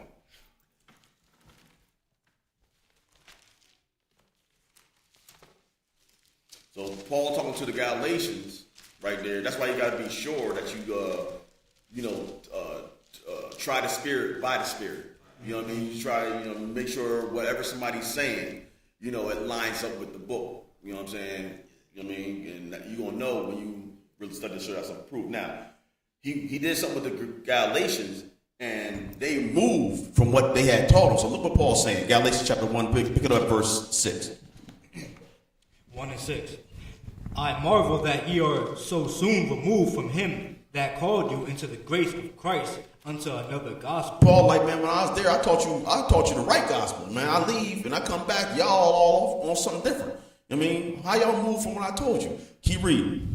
Which is not another. But there be some that trouble you and would pervert the gospel of Christ. Oh, so it's coming from some people, right? Mm-hmm. And more so, it's coming from the spirit that's upon these people. You know what I mean? Because that's how they move in the prophesying. So when that evil spirit came on Saul, you know what I'm saying? He started prophesying, right? You know what I mean? And really evil thoughts. But let's keep on going, brother. Keep reading. Verse 8. But though we or an angel from heaven preach any other gospel unto you than that which we have preached unto you, let him be accursed. So understand, so just because they're an angel and they come preaching to you something other than what's sound in this book, just don't believe it. You better rebuke that situation. What if a man come with a whole another doctrine that is not sound in his book? Rebuke that, you know what I'm saying? You got to rebuke that. You know what I mean? Just read verse 9 again. Verse 8 again? Or verse 9? Read verse 9. As we said before, so say I now. If any man preach another gospel unto you than that ye have received, let him be accursed. Yeah, so you ain't supposed to do that, you know what I mean? And for your own context, Brother Chris, you can go to 1 Kings chapter 13, verse 3 through 9. It's talking about the prophet that came to talk to the man of God, you know what I mean? Which was a prophet, right? What it was called, man of God. He came and talked to Jeroboam. Actually gave him some good, he prophesied right about what was happening, but the Lord gave him a message.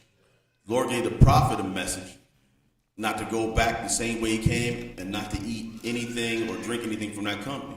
And he allowed another man that was a prophet to come in, lie to him, and say he lied to him. And, you know what I'm saying? And like, man, you didn't hear the right. Don't let nothing deviate from the Lord, you know what I'm saying? Because just say they call him a prophet. He said he was a prophet. You better check that word. You know what I'm saying? He got some word from God. Though we or an angel or another man, you know what I mean? So, we can't do that. So you could throw Deuteronomy 13 in there? Like in Deuteronomy 13, absolutely. Say, if they come to you and a sign or a wonder, they give you a sign or a wonder and it come to pass, and they tell you to go after another God not to believe him. Right. Even if the prophecy come to pass or whatever they say come to pass, if they talk about another God, don't believe him. Right. That's in Deuteronomy 13. You could look at that also. We got more on that? Read it. We can read it though. Okay. I got two more questions. Even I was thinking about the lion spirit that was in heaven. It was 400 prophets, right. 400. So it's not, and he was right there at a meeting with God. Right. God was like, go ahead and do it. Yeah, and he went to do it. Yeah. He went and was in the mouth of all these 400 prophets. I forget where that's at exactly. First Chronicles, Second Chronicles. It's Second Chronicles. You want to read it, or we can read it? I thought it was Second Kings. It's in both. It's in both.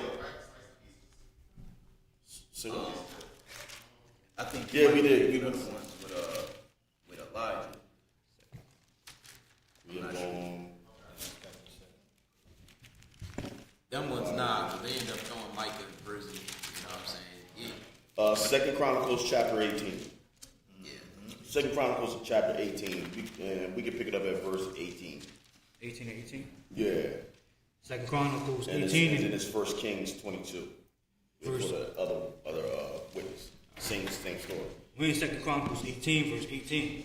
Again he said, therefore hear the word of the Lord.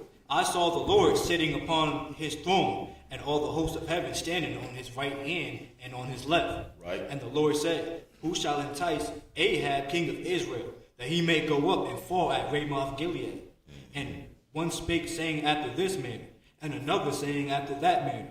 Then there came out a spirit, and stood before the Lord, and said, I will entice him. And the Lord said unto him, wherewith? All right, so the Lord asking this spirit, how he going to entice this king Ahab to go down and die at this battle? Go ahead.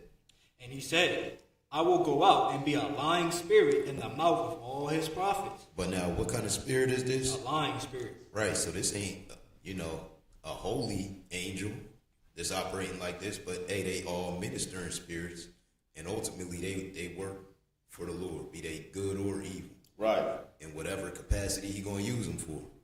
So he going to be a lying spirit in the mouth of all 400 of his prophets. Go ahead. And the Lord said, thou shalt entice him, and thou shalt also prevail. Go out and do even so. So stop. Look. So now, he said you can prophesy, right? That's a commandment from the Lord. You can prophesy. Now, look at it in action. Go back up to verse 4 and read and see what they say.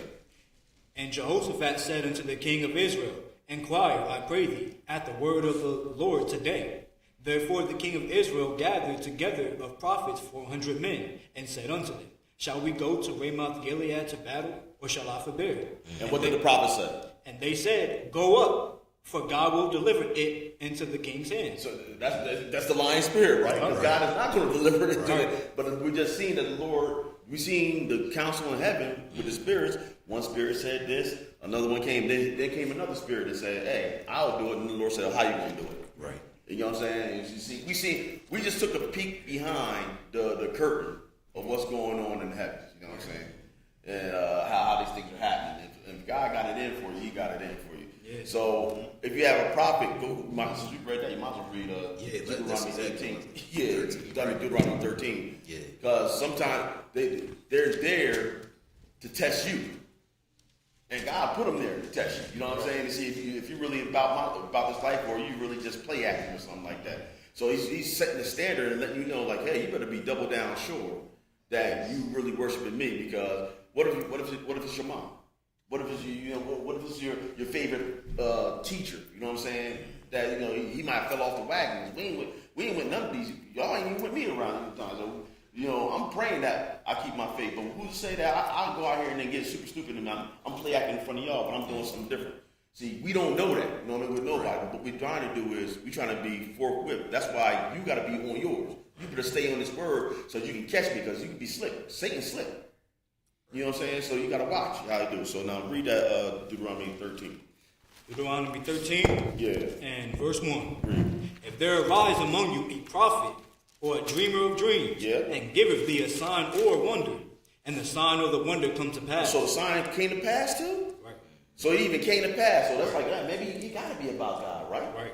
Go ahead, Israel. Whereof he spake unto thee, saying, let us go after other gods, which thou hast not known, and let us serve them. Thou shalt not hearken unto the words of that prophet. Oh, yeah. So it came to pass, but then now that it came to pass, now you're like, let's go serve other gods. There's a test right there. That should be a red flag. Whoa. What you talking about? I see you just did that for me. Thank you for healing me or something. But no, you I can't eat pork though. Right. Yeah, so that's a red flag. You know what I'm saying? But why is this happening though? Now watch why this happens though. Keep reading this, bro. or that dreamer of dreams. For the Lord your God proveth you, to know whether ye love the Lord your God with all your heart and with all your soul. See, this is happening. The first devil that got cast out was in the church. Right. Jesus did, you know what I mean? Like, they're right there among us. So I'm not naive to think that we all up in your own. You know what I'm saying? We're trying to do this, right? You know what I'm saying? So, Lord proving you. That's why he said, let the wheat and the tares grow together. You know what I'm saying? He'll get them at the end. Keep going. Keep on going. Verse 4, ye shall walk after the Lord your God, yes, and fear him, and keep his commandments, and obey his voice, and ye shall serve him, and cleave unto him. What's going to happen to that prophet? And that prophet, or that dreamer of dreams, shall be put to death, because he hath spoken to turn you away from the Lord your God, which brought you out of the land of Egypt, and redeemed you out of the house of bondage, to thrust thee out of the way which the Lord thy God commanded thee to walk in. So shalt thou put the evil away from the midst of thee. So be the prophet. But let me just go ahead and solidify something else, just in case you think it's just about the prophet. Now, I'm going to make it real clear to you about how serious this is. Now, keep reading, Israel.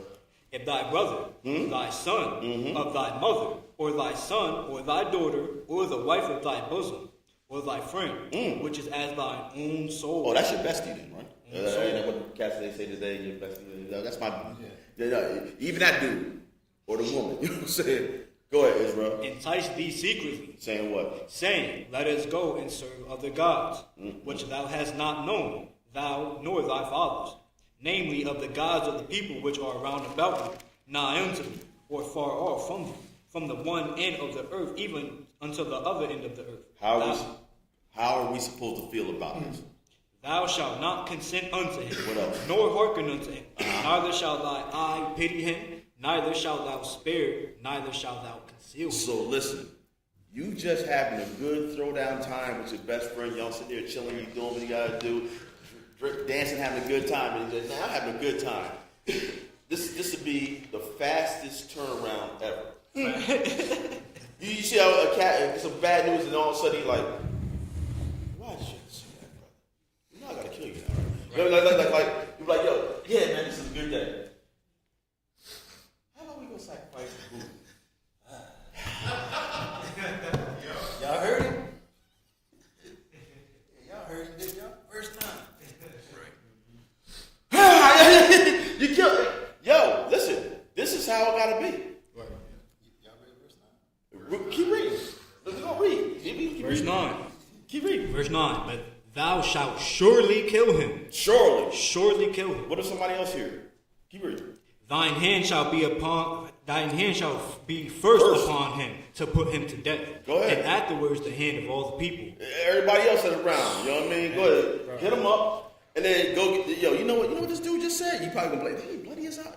Boy just said, let's serve other God. Yeah. He gonna come and be on some drop the leg on him, you know what I mean? Yeah. Rob gonna come. What happened? Huh? I already got a pocket full of stones. Now we're jesting behind it, but in all seriousness, we over here being called black and Negro and colored and all that stuff because our brothers was doing this very thing. Our forefathers was doing this very thing. Amongst other things, you can read in Ezekiel chapter 8 on your own. They're crying the tammuz and going and doing all type of other stuff too. Verse 10. It's where you had us come, so it's right on point. Yeah, we can just end that verse 10. And thou shalt stone him with stones, that he die, because he hath sought to thrust thee away from the Lord thy God, which brought thee out of the land of Egypt, from the house of bondage. Yes. Yeah, that's good. Well, that's good stuff right there. So, I mean, there you go, Brother Chris. Preferably, that answers your question. All right, so we got another question on here. We got two more. It says, when a person doesn't make it to Sabbath class because they don't feel good, but are able to make it to work all week, does that provoke God to jealousy? Do you mean if they didn't feel good all week and they went to work all week, but when the Sabbath came around, they decided to stay at the house? That's what it sounds like. That's what it sounds like to me. And how does God feel about that? Right. He was able to go to work, but you can't save you. It's kind of like you're putting your job above. God. Let's go to Hebrews chapter 10.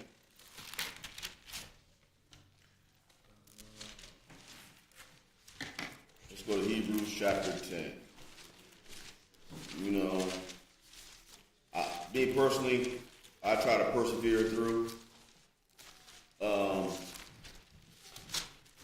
knowing that I would personally try to persevere through and have, you know what I mean, back in the day, because I know how important it is, and you know, it's like the brother said, if I can go to work or whatever, you know what I mean, then so be it. But let's just look and see how the Lord feel about this. If you know you got to get the Sabbath class, the Lord really don't leave no room for that situation.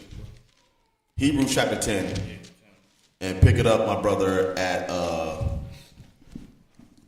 verse 22. Read that. Hebrews 10 and 22.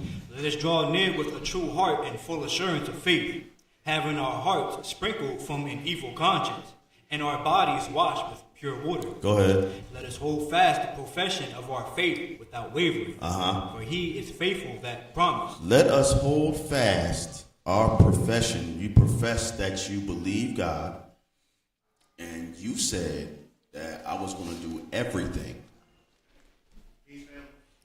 Peace. At your baptism, you said I'm going to do everything. I'm going to obey everything. You know what I mean? At your baptism, so you're supposed to hold fast that profession, and it really, outside of being on my deathbed, I'm making it to Sabbath class.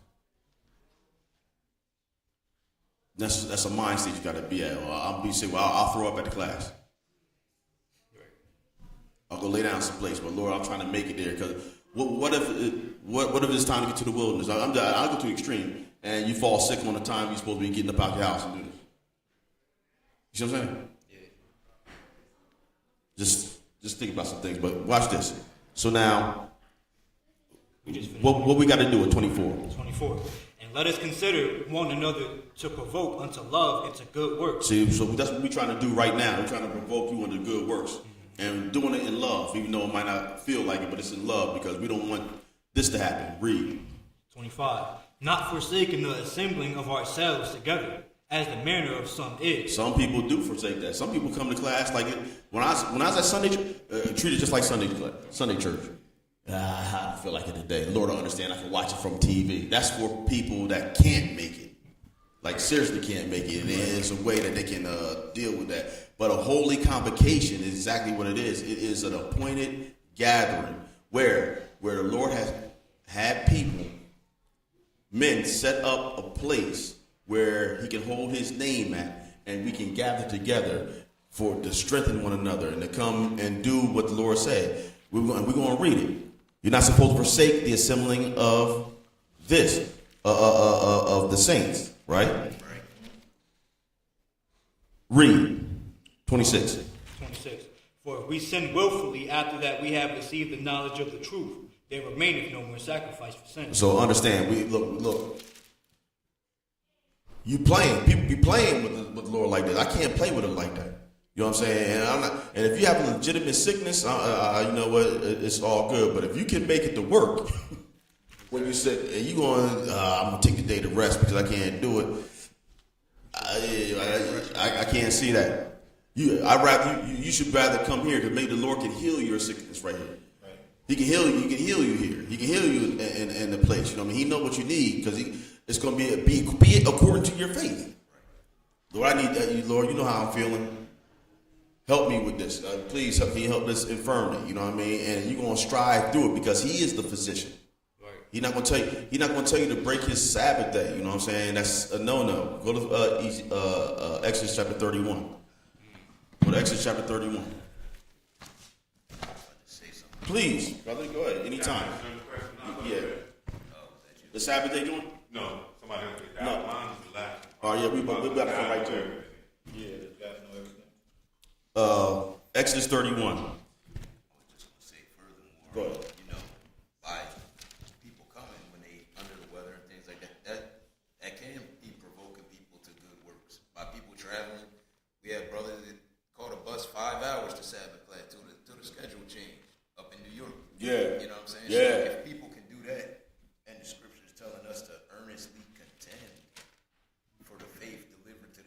That Right. means, we got to be striving for this more than work and all of that. You know what I'm saying? And if we have good examples like that, that can strengthen somebody. Well, if he can ride the bus for 5 hours, I could come with him a little sick. Right. You know what I'm saying? Right. It was something else. Go ahead. Yeah, man. You got to think about it like this. What is it? Where is it? Is it in Revelation where he says, "Strengthen the things that remain"? It's like, listen, it's things that we fall short on up in here, and Brandon used to say that. I hope God is judging on the curve. You know what I mean? Because it's like, man, we miss a whole bunch of things. But what if he's looking at you on how you handle the Sabbath class?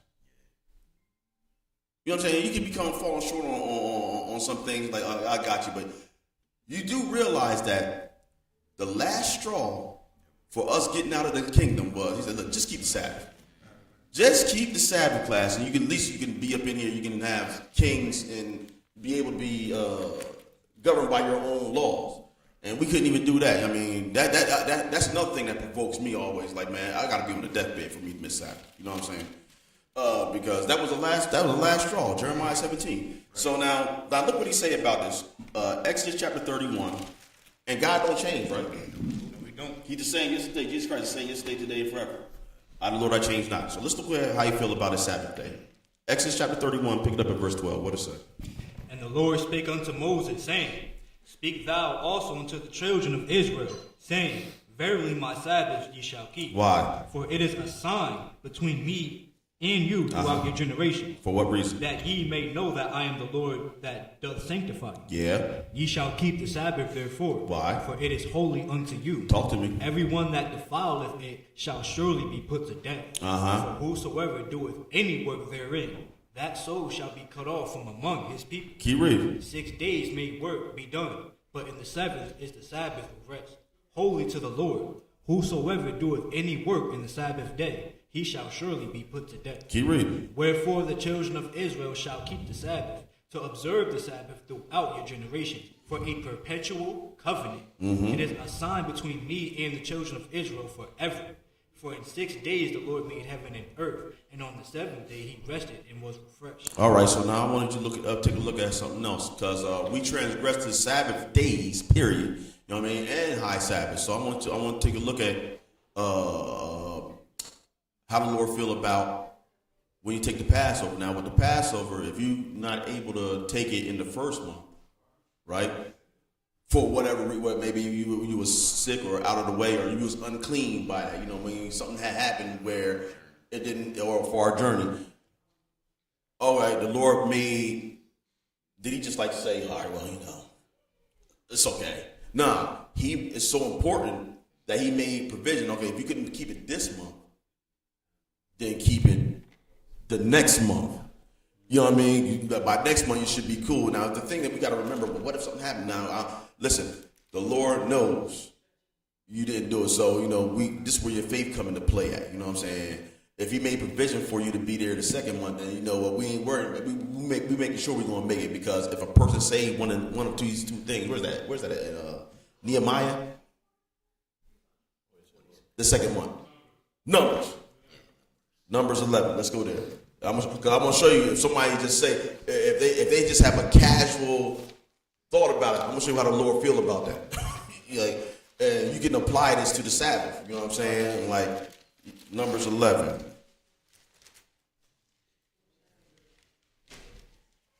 Numbers what? No, it's not.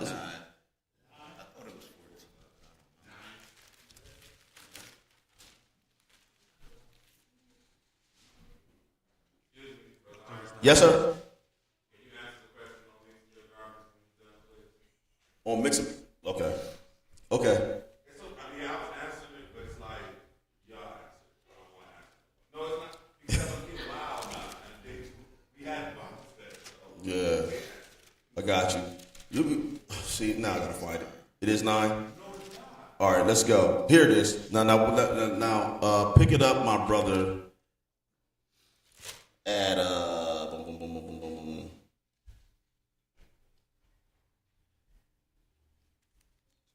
pick it up at verse 5. What does it say? Numbers 9-5. No, pick it up at verse 6. Numbers 9 and 6. Go ahead. And there were certain men who were defiled by the dead body of a man, that they could not keep the Passover on that day. And they came before Moses and before Aaron on that day. Right. And those men said unto him, We are defiled by the dead body of a man.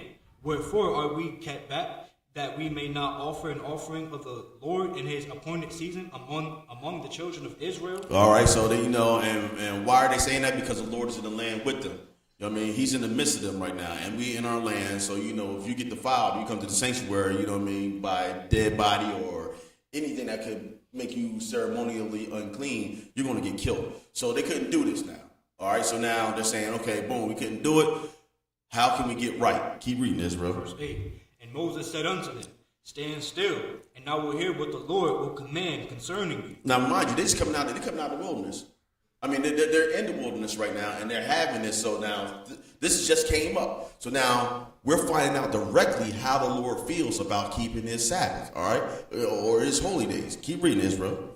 Verse 9. And the Lord spake unto Moses, saying, Speak unto the children of Israel, saying, If any man of you or your posterity shall be unclean by reason of a dead body, or being a journey afar off, ye shall keep the Passover unto the Lord. The 14th day of the second month at even shall they keep it. Come again. Now, once again, we're talking about the Passover, but this is the Lord is upset with people breaking his Sabbaths, plural. You know what I'm saying? So this is just one example. Though we're dealing with the Passover, this can apply to your to the regular or 7th-day Sabbath. Keep reading, Israel. And eat it with unleavened bread and bitter herbs. They shall leave none of it until the morning, nor break any bone of it. According to all the ordinances of the Passover, they shall keep it. But the man that is clean and is not in a journey and forbeareth to keep now the pay Passover. attention to this. I want you to pay attention to this. Now, but the man that isn't clean, go ahead. That is clean, go ahead. But the man that is clean and is not in a journey and forbeareth to keep the Passover. And he just say, you know what, I'm going to skip it. I'm just not going to keep it right now. You know what I'm saying? Now, what are you going to say? What did the Lord say? Even the same soul shall be cut off from among his people, because he brought not the offering of the Lord in his appointed season, that man shall bear his sin. So understand, this, and what's good for Israel is good for everybody. Like, you just can't take it lightly. You know what I'm saying? Now, you just apply that to the regular day Sabbath. Well, you could say, well, I was really sick or whatever. But, what goes off is you went to your job when you were sick. The whole week. Now, today, you're going to be like, maybe you sick like that because you had the thought in your mind that I'm going to go ahead and stay. I'm not going to persevere through it. And maybe you feel sick, but now I would even say you should persevere through it more. You know what I mean? To get to the Sabbath class. Because what it's really saying is that you stake more in the claim of your materialism than your God. That's what it's really saying. But yeah, you're yielding yourself to your job, not to God. Let's go to our Romans, chapter 6, verse 16. And then we go to Matthew, chapter 6.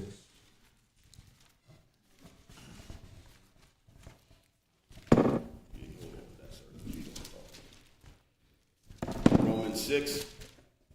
That's what you want to say? Yeah. Romans 6, 16. Yeah. Romans 6 and verse 16.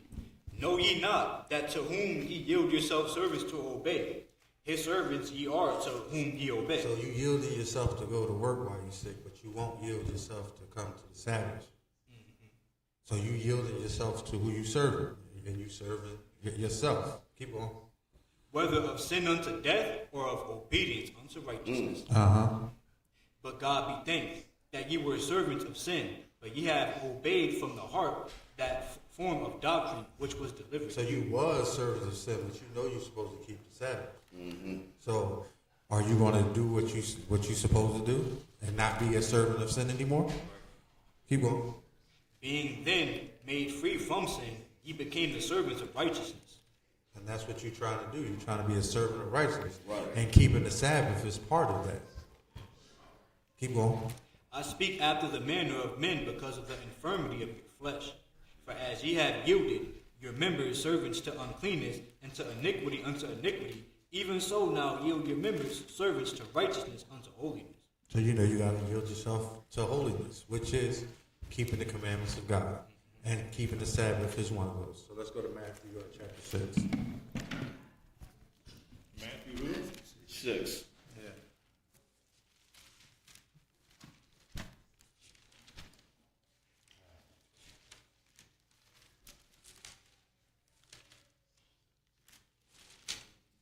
Matthew 6 what? 24. Matthew 6, verse 24. No man can serve two masters, for either he will hate the one and love the other, or else he would hold to the one and despise the other. He cannot serve God and mammon. Pick what you're going to serve. You're going to serve your job, get your money, or you're going to serve God. And get your money. Yeah. Get your money. Yeah, the wages of sin is death. Right? The first part of the money is you getting it now, but the God's money you get later, which is a greater reward. So you need to serve the Lord and keep the Sabbath, even if you're sick. And especially if you can get up 6 days and go, and then you take one day and decide I ain't gonna go to Sabbath. Yeah, keep that. He woke up, boy. Did he wake up? Yeah, well, you hear from him all day, right? He woke up. He woke up, boy. Yeah, I can dig it, Israel. All praises to the Most High, man. Oh, that's good. Yeah, go ahead, Israel. Yeah, just real quick. Y'all remember during the shutdowns, you know what I'm saying? They had all kind of laws making it so you couldn't have over a certain amount of people. And all praise to the Most High. You know, we didn't miss the Sabbath. Right. You know what I'm saying? But now that was really light in comparison to what's to come. Right. So if we're not able to make it, to keep God's commandments for things like that, just common, how we going to do it when they cutting off heads? Ooh, You know what I'm yeah. saying? And persecuting the saints. You know what I'm saying? Like, you can't lie to yourself. And we training ourselves on how to operate. We setting a pattern. How we going to do it in the future?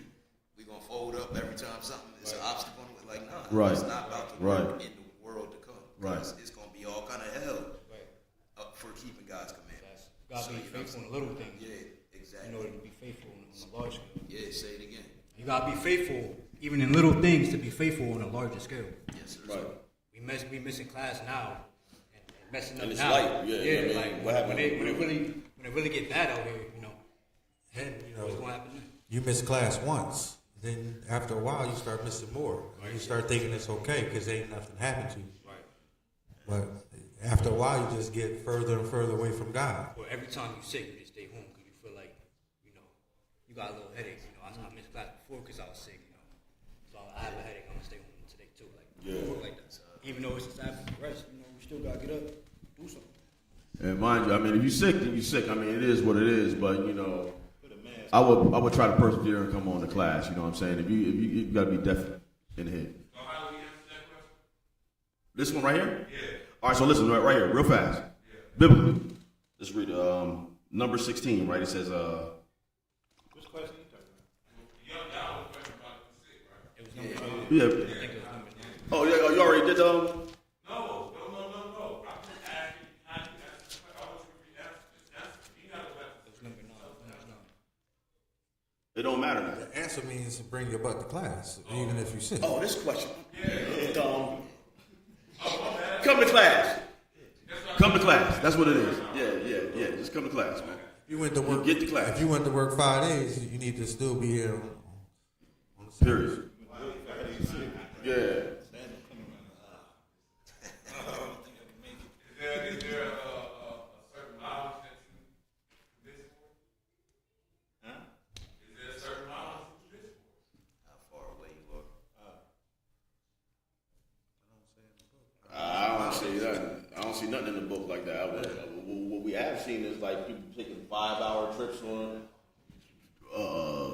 4-hour trips. You know what I mean? To get here, you know what I mean? People take 6 hours. I would feel bad if somebody coming 6-7 hours away and I'm a half hour away and I can't make the church. Right. It just. If you ask me the question, you know what I'm gonna tell somebody? Just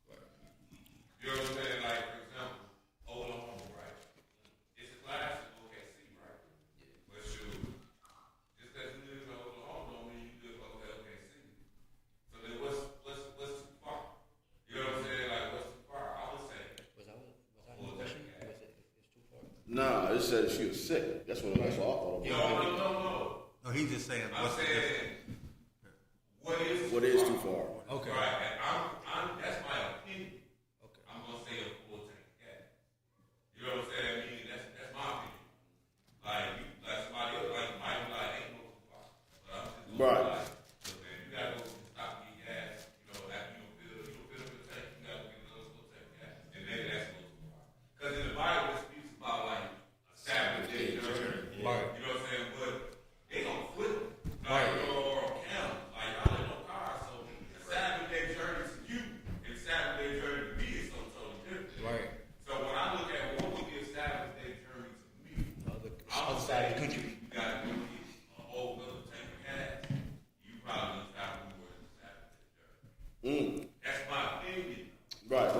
I see what you're saying. Yeah, you would actually state that too. I said you would say that. And that's my Yeah. opinion. You would have to say, yeah, you would say I can't it. really Yeah. prove it to you. Yeah. I can't tell you what's too far, but ask me. Because people gonna come ask you like you're supposed to have an answer. So what's too far? I'm gonna be like, look, you can put a full tank of gas and get there, that's cool. If you can't get there with a full tank of gas, let it go. Now think about what I want to say. How many places in America do you live? You ain't got a class. Yeah, Yeah, ain't close.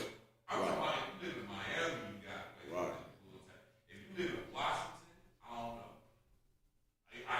Yes, you do. Probably got a Washington class. Where we said? Oh, Washington. Washington. The state. State. Yeah, state. Yeah. If you live over there, I know it's an older class. You know what I mean? We got, I'm saying, I don't know IoT got, they probably got a Portland class. Like, I'm sure they got a Portland class. So the moral of the story is, ain't gonna be too many places that you gonna live where you gonna be more than a full tank of gas. Yeah. Word. What else we got? What is it? Question: does God know everything? Yeah, that can't be 2 hours.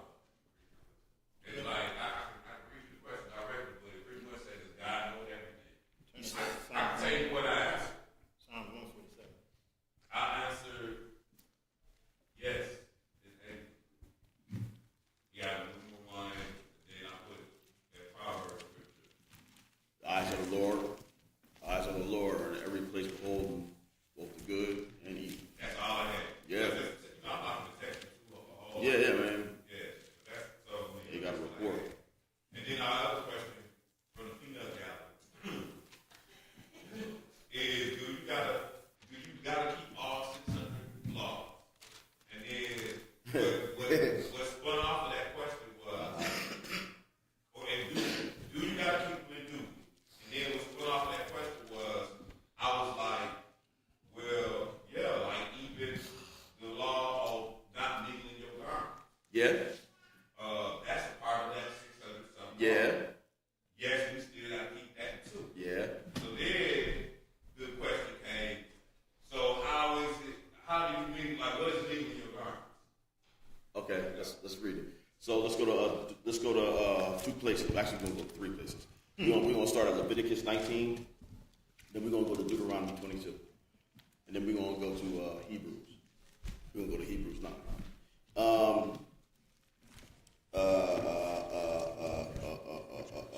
Deuteronomy 19 and pick it up at verse 19.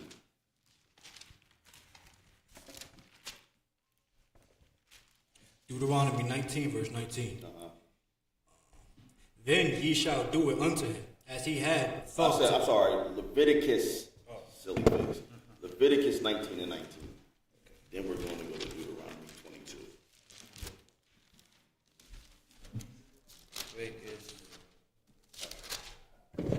Leviticus 19 and 19. Ye shall keep my statutes. Thou shalt not let thy cattle gender with a diverse kind. Thou shalt not sow thy field with mingled seed. What else? Neither shall a garment mingled of linen and woolen come upon thee. See, neither shall a garment of linen and wool come upon thee. All right? Let's go to Deuteronomy 22.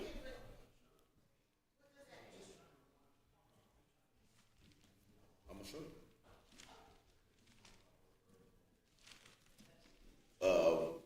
Deuteronomy 22 and 11. What did that say?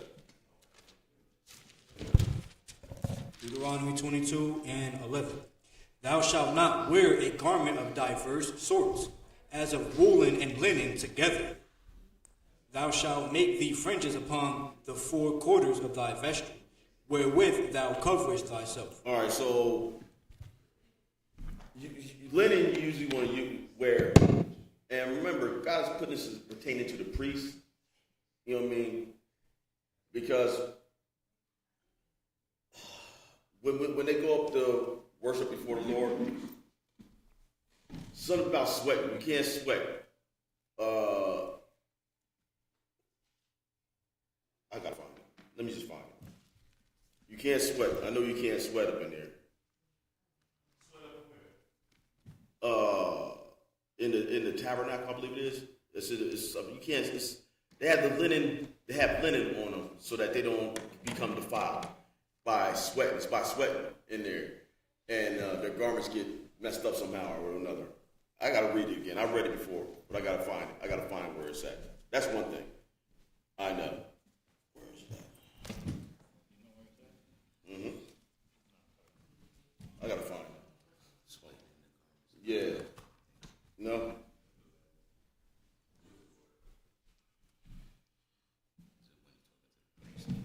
The holy garments and stuff. Could be an Exodus.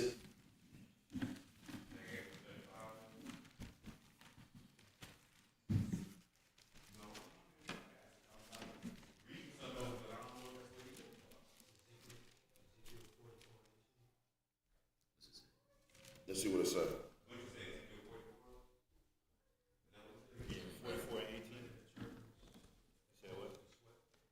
There, let's see. Yeah, let me see that. Let me see. Where you got it at? 44 and 18.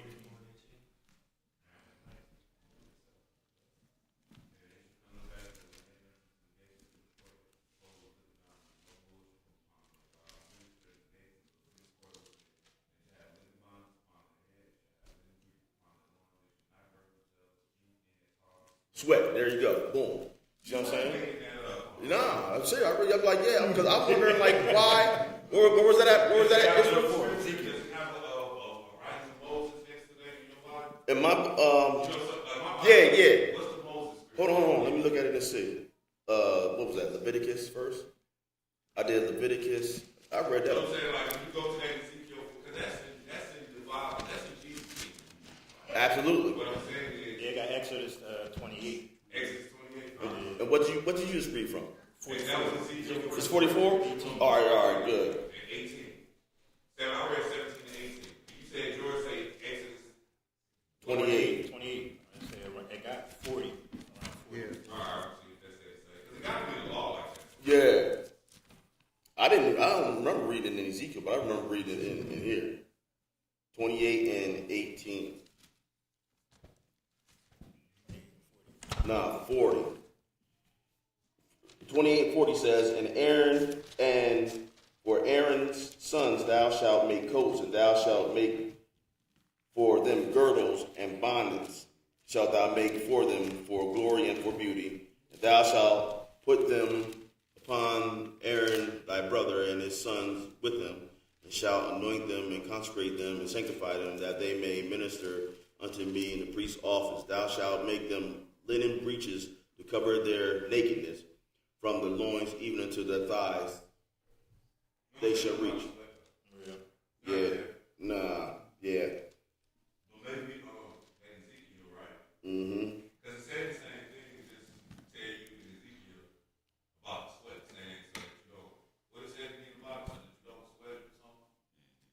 So 17, 18? maybe that's why it's made the way it's made in Exodus.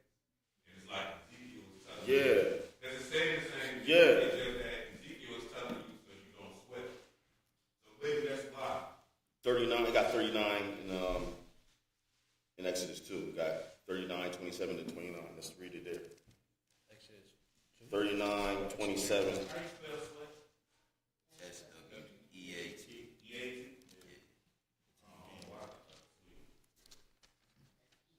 Nah, but 39 and 27 and 28 to 29 it says. Nah, but it's not giving the sweat there. But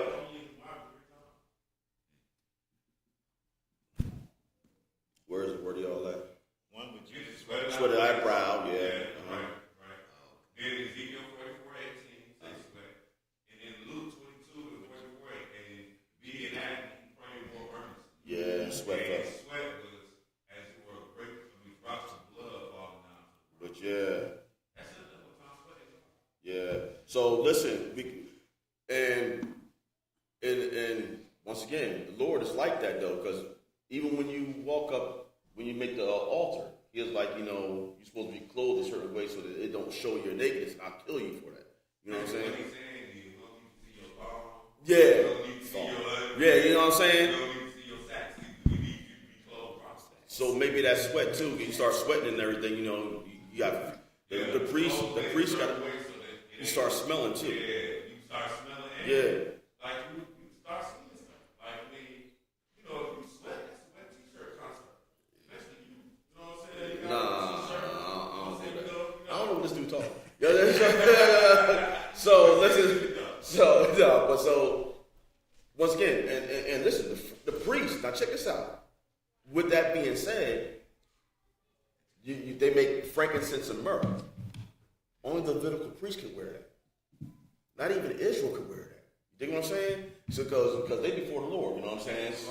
Yeah, frankincense and myrrh. Like it was a special apothecary. Yeah. That it can only be made for the Levitical priest. You know what I'm saying?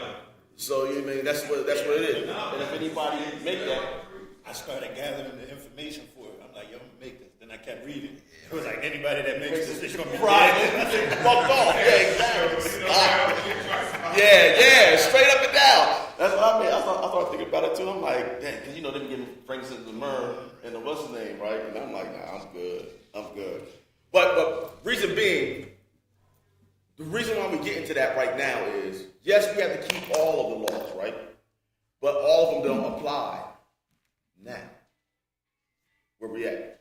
All of them don't apply right now.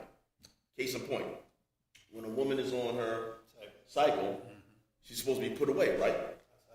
Outside the camp, and for how long? 7 days. 7 days, right? Now check this out. Why do they have to do that though? Why would they have to do that when we're in our land? Absolutely. Because God is with us. You know what I mean? And now, even though the women's not going in front, handling the business in the tabernacle, that's all the men doing that. But so they have daughters, and the men have wives. So if the men is going to handle business in the tabernacle before the Lord, and they was with their wife that should be put away, they're going to get defiled, and we're going to kill them. We can read that. Let's read that real fast. It's in Leviticus chapter 15. Let's read that.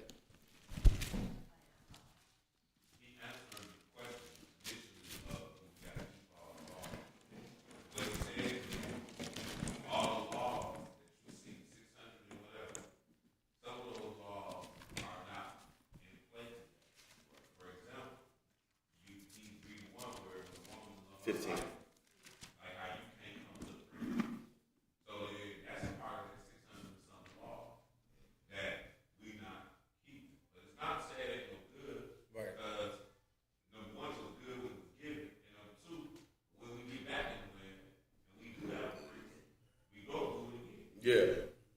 And for this cause right here, listen, we're not in the land of the temple. We're not even in the temple right now. So you understand? So watch this. This is Leviticus chapter 15, and we're going to get right to it. Pick it up at verse 30. 30 to 33. Leviticus 15 and 30. Yes. And the priest shall offer the one for a sin offering, and the other for a burnt offering. And the priest shall make an atonement for her before the Lord for the issue of her uncleanness. All right. So now keep reading. Thus shall ye separate the children of Israel from their uncleanness. That what? That they die not in their uncleanness. Why? When they defile my tabernacle that is among them. See, you got to come before the Lord. Well, who's there? The Lord is there. See what I'm saying? We're in our land. The Lord is there. You can't do that. Now, what we're doing right now is, for lack of better terms, a a cheap representation, so to speak, of this. Because the true sanctuary is in Jerusalem. You know what I mean? And the Lord is there. You dig what I'm saying? Amongst his people. So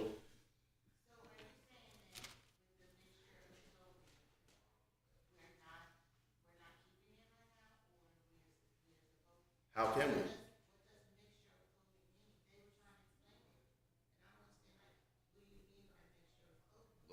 Look on your tag in the back of your car.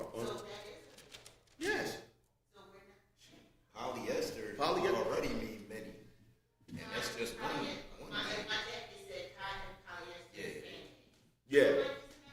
Absolutely. So how can you keep the Lord's laws like that in a defiled land? Well, go ahead and start making it. Yeah. Or go get it to where it's happening. But the reason being is it's not enforced right now. Why? One, we're in captivity, and we're going to be in want of everything from our captive. That's number one. Two, we're not even in our land, and we're not in the sanctuary. And it's because the Lord is there that these things are going to be enforced. Now, go to Hebrews. Meaning, so that you don't follow my sanctuary as the Muslim be behind chapter 16, chapter 15, chapter 14, all of it. Yeah, It's giving you the whole law. Even with the woman on her cycle, the man with who got leprosy and palsy, whatever they got. But at the end of each one of the chapters, it's telling you so you don't defile the sanctuary as the Muslim. Right, straight up. What he's saying is, ain't no this ain't. The sanctuary is specific, meaning the sanctuary right. The Ark of the Covenant, it got the showbread, it got when we're gathered, when become a nation and all of those laws become effective again because you'll have all those things that. Yeah, they're not no good now. It's just you can't. It's like this. You can't lawfully do 75 unless you're in Denver. You know, like you're kind of wrong with speaking to 75. So you can do 75, but you can't do it over there. Same thing with, like, for example, if we was over there in the land, the law say don't defile the sanctuary. But over here we have a sanctuary. Right. So it's not that it's no good. The law's still good. It's just it's all balls. Right. It's just like the whole priesthood. It say the priest got to marry a virgin. That law's still good. That don't mean I got to marry a virgin because I ain't no Levite. I don't know nothing about it. Right. Nor the high priest. Right. So the law's still good, but it had nothing to do with us. Yeah, it's on pause. Certain ones even pertain to just the land. How you going to deal with the land? We don't know what Jubilee is. So when people say that, like, well, do we got to keep all 600 some laws? They not really considered. They don't all even apply to you right now. Some just applying to women. Some applying to people that's unclean with some diseases. Right. And some applying to the land. How you conduct business in the land. You got to know when Jubilee is. They say leave the corner of your land. Right. It's the law. Yeah. Leave the corner of your land for the poor. Yeah. Every 7 years. I ain't got no land. Right.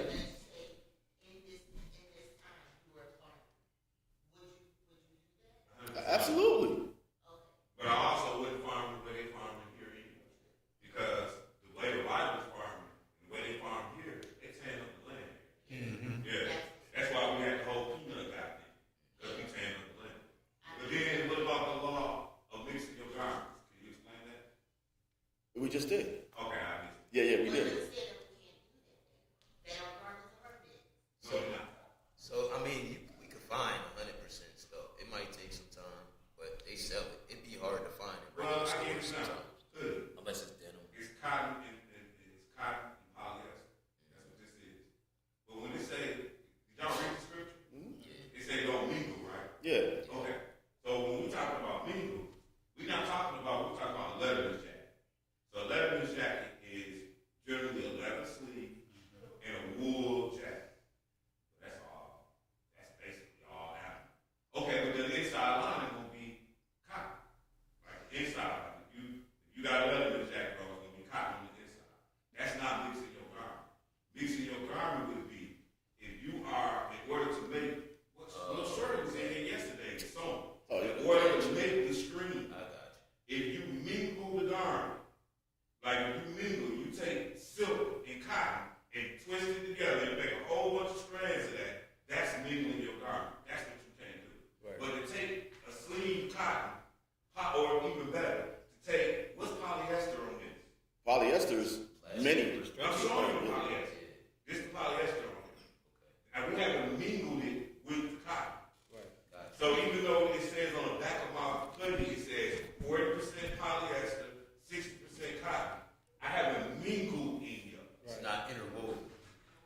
So that's a better way of saying. Okay. Interwoven. Yeah, you gotta lock them together. You gotta understand how you make clothes. Right. You know what I'm saying? Like when you go to cotton, you're not taking a batch of cotton that you just picked and then like you stringing it out. And so what I'm saying is don't string it out and have cotton and silk, and then mix those together. You know what I'm saying? It's different density, it's different strength, it's all that. So it doesn't mean it has been intermingled together. Let me tell you what's mixed together. I'm gonna tell you what's mixed together. Polyester. yeah, That's why polyester is poly, which means many. different plastics. Actually, polyester is plastic, even though it don't feel like. But most of the clothes that we wear aren't. I don't know. You're gonna have to show me something that you have that is a mix between cotton and wool, and then we're gonna have to actually see. Like it could be like a peacoat. A peacoat could be. I don't know. No peacoat is right. Yeah, it ain't it. I say it could be. I'm saying there aren't many things that we make in America that are mingled garments, and the main reason why is because it doesn't really make sense. It's not going to mesh right. Well, it doesn't make sense. It don't make sense. For example, why would I mingle silk with cotton? Right. You understand what I'm saying? Like, I can't sell it. Silk is mixed with cotton. Right. Meanwhile, cotton is in more of a demand. So why would I mix the two? You know what I'm saying? What type of garment is we trying to make? It's not many garments that's mixed anyway like that. When they say you have 50, 60%. 60% cotton, 40% polyester. How is that? The polyester is this. The linen, this right here is polyester. You see the look. Okay, This so part. a spandex would be like the stretchy part of your. Right, that's not mingled together. I understand Okay. that, but what you're saying is that the inside of this could be like the polyester, Yeah. the outside could be cotton. Right. And then the And the zipper no. but like the stretchy part could be the spandex. Right. But you're not saying that they're taking the three, putting them together, Right. and moving them together to make the entire thing. Right. Okay. Here's another way of looking at it. So we can't mingle our garments, right? So that means you can't have a zipper on the wool coat. If I'm saying if you just want to say we can't put them together because the zipper is from the earth and the wool is animal, so you couldn't have a zipper on the wool coat. Not a metal zipper. You get what I'm saying? So I'm saying that's not what it is. Just like on the flip, in that same passage is telling you don't mix the food too, right? Don't intermingle the seed, right? I didn't even understand that. I do not. No. I mean, it's simple. We do it too. Yeah, well, here's another way they do it. Splicing.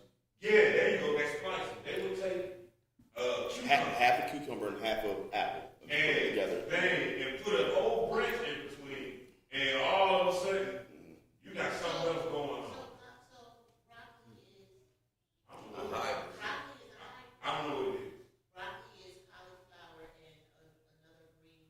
Broccoli was made by farmers like that. Splicing. They took something of cauliflower and then I forgot what the green that they put together and they made. I don't know if they're supposed to do that. I'm just telling you, I don't know if they're supposed to do that. They had farmers did it for profit like years ago. Yeah, I don't know if they're supposed to do that. I mean, the stuff we eat now, they tell you in the Bible we're gonna eat the foul bread. Yeah. They tell you. Like, for example, I seen what an original banana look like. I'm like, how y'all get the banana look like that? I don't even want that original banana. That original banana look mushy, it got big old seeds in it. Any type of banana that I want, organic or not. Yeah, we're terrible. But that's that. It's when you putting it together. Crossbreed. Yeah, that crossbreed, yes. All right, so look, so this gives another meaning to this. The same verse of Leviticus 19. 19 and 19 it says, "Ye shall keep my statutes. Thou shalt not let thy cattle gender with a diverse kind. Thou shalt not sow thy field with mingled seed, neither shalt thou neither shall a garment. Neither So now, all right. So with the when it says gender, that means they laying together. That's procreate. Yeah, like Yeah. But here's my question on that though. Are they the same? Like I said. Are they the same kind? Right. Is that because here's a question I'm asking. Asking anybody in the room to think about, don't answer. So when Noah got the animals on the ark, did he take a cat? Or did he take a cat, tiger, lion, leopard, bobcat? It's a whole kingdom of cats, felines. Well, lynx, all that, right? Same as dogs. You got coyote, dog, fox. Like, did he have a dog? And then it mated and eventually, or is the question is, what is diverse kind? You get what I'm asking? Mm-hmm. Like for example, fish. It's all kind of fish. You know what I'm saying? But can you actually mingle a whiting with a bass? Or can you mix a catfish with a? Can you do that? I have no earthly idea. Yeah, you can take a lion and a tiger. But you can't take a man and a monkey. Right. So I'm just saying, I don't quite understand Where the lines fall between kind. Because I used to say it in the lesson all the time. I used to try to equate it with species, but that was incorrect. Because man draw the lines somewhere different than where God say kind. Yes. So man's lines is narrower. They're going to say, well, this lion and this tiger, is whatever Latin name, you know what I'm saying? Yeah. Liger. Right. But then whatever the genus, species, family, they're going to say, well, it's from the same family or whatever. Yeah, so they can do it, yeah. Right, so. But God, when he say kind, we don't know what all that, because like we just heard today, the locust is a grasshopper. They the same kind, obviously, but science might divide them as different species. Right. So to say that different species can't procreate is incorrect, because man don't draw the lines the same place God do. But we know, hey, the kinds can't intermingle.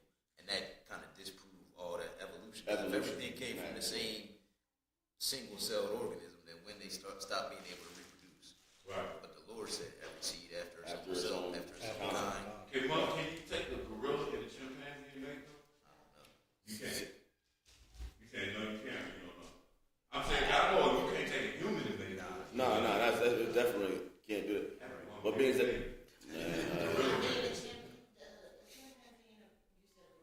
I don't care what an ape or gorilla or The primate family. yeah.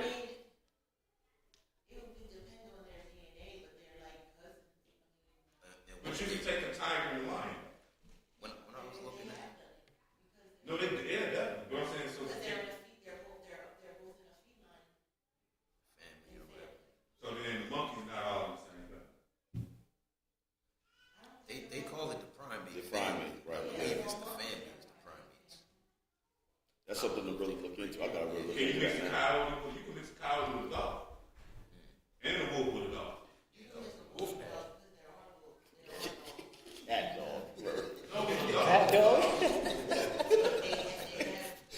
I'm not buying one. This is not at all. That was the stupidest cartoon ever. So Yeah. can you make a cat with a lion? So, Like the smallest cat, right? I don't know. a domestic cat. I can't. Y'all think I'm joking, and I'm so not joking. Man, how It's a good question though. It's a good question. Bro, how's that? So what the heck does he mean by mixing seeds? So Right. That's what I asked at first. Like on the ark, was it just a cat, or was it a lion, a tiger, a lynx, what's all the cats? It's all kinds of leopard, jaguar, it's all types of Right. cheetah, Panthers. panthers, right? That's what I'm saying. Bobcats. So they were all on the ark.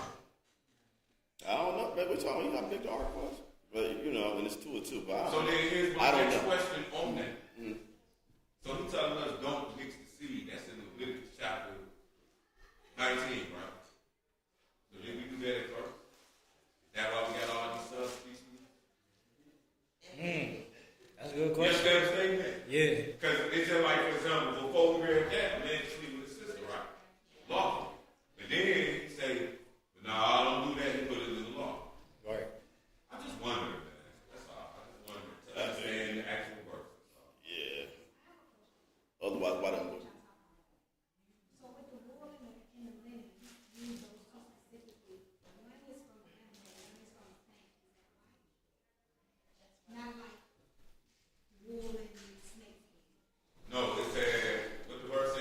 It say, thou shalt not sow thy seed. No, I'm sorry. Neither shall a garment mingled of linen and woolen come upon thee. So linen is vegetation and wool is cotton. Right. That's why it specifically said that. What you mean? Not like polyester cotton. It's not the same thing. Nah, because cotton is animal. I mean, cotton is vegetation, and really polyester is too. It's like man-made. It's plastic. Yeah. It's plastic. The main part is plastic. No, polyester is plastic. It's just that, see, you gotta realize when you make these clothes, they done strong it out, and then they sew it. So, like, you can take one fiber of polyester, it's plastic. Yeah. Ezekiel, what did I say again? They shall have linen bonnets upon their heads. They shall have linen breeches upon their loins. The way you just described it, I never really considered that it'd be different parts of the clothing. It ain't like it's all interwoven as the complete garment. It might be the inside is made out of polyester, or the stretchy part might be, spandex or something, but it's not the whole thing mixed of two different kinds, which makes sense. Sometimes it is like that. Like shoes will say, like shoes, upper leather.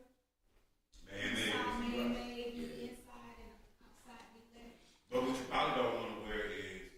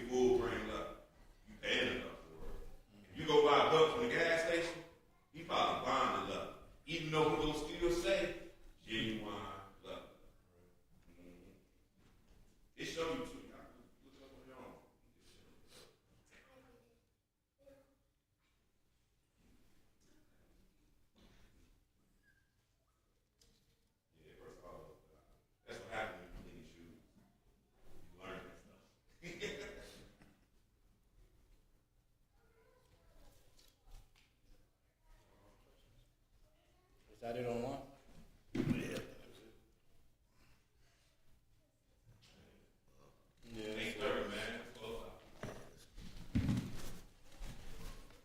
Hang it back. We're gonna close out. Yeah.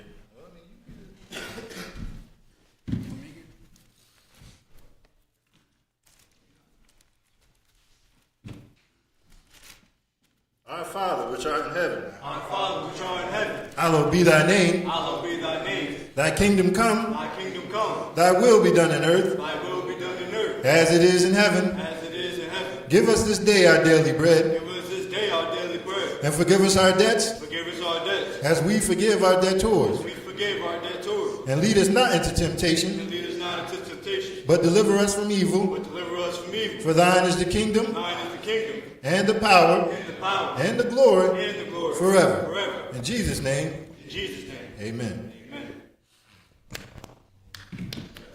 Good stuff, guys.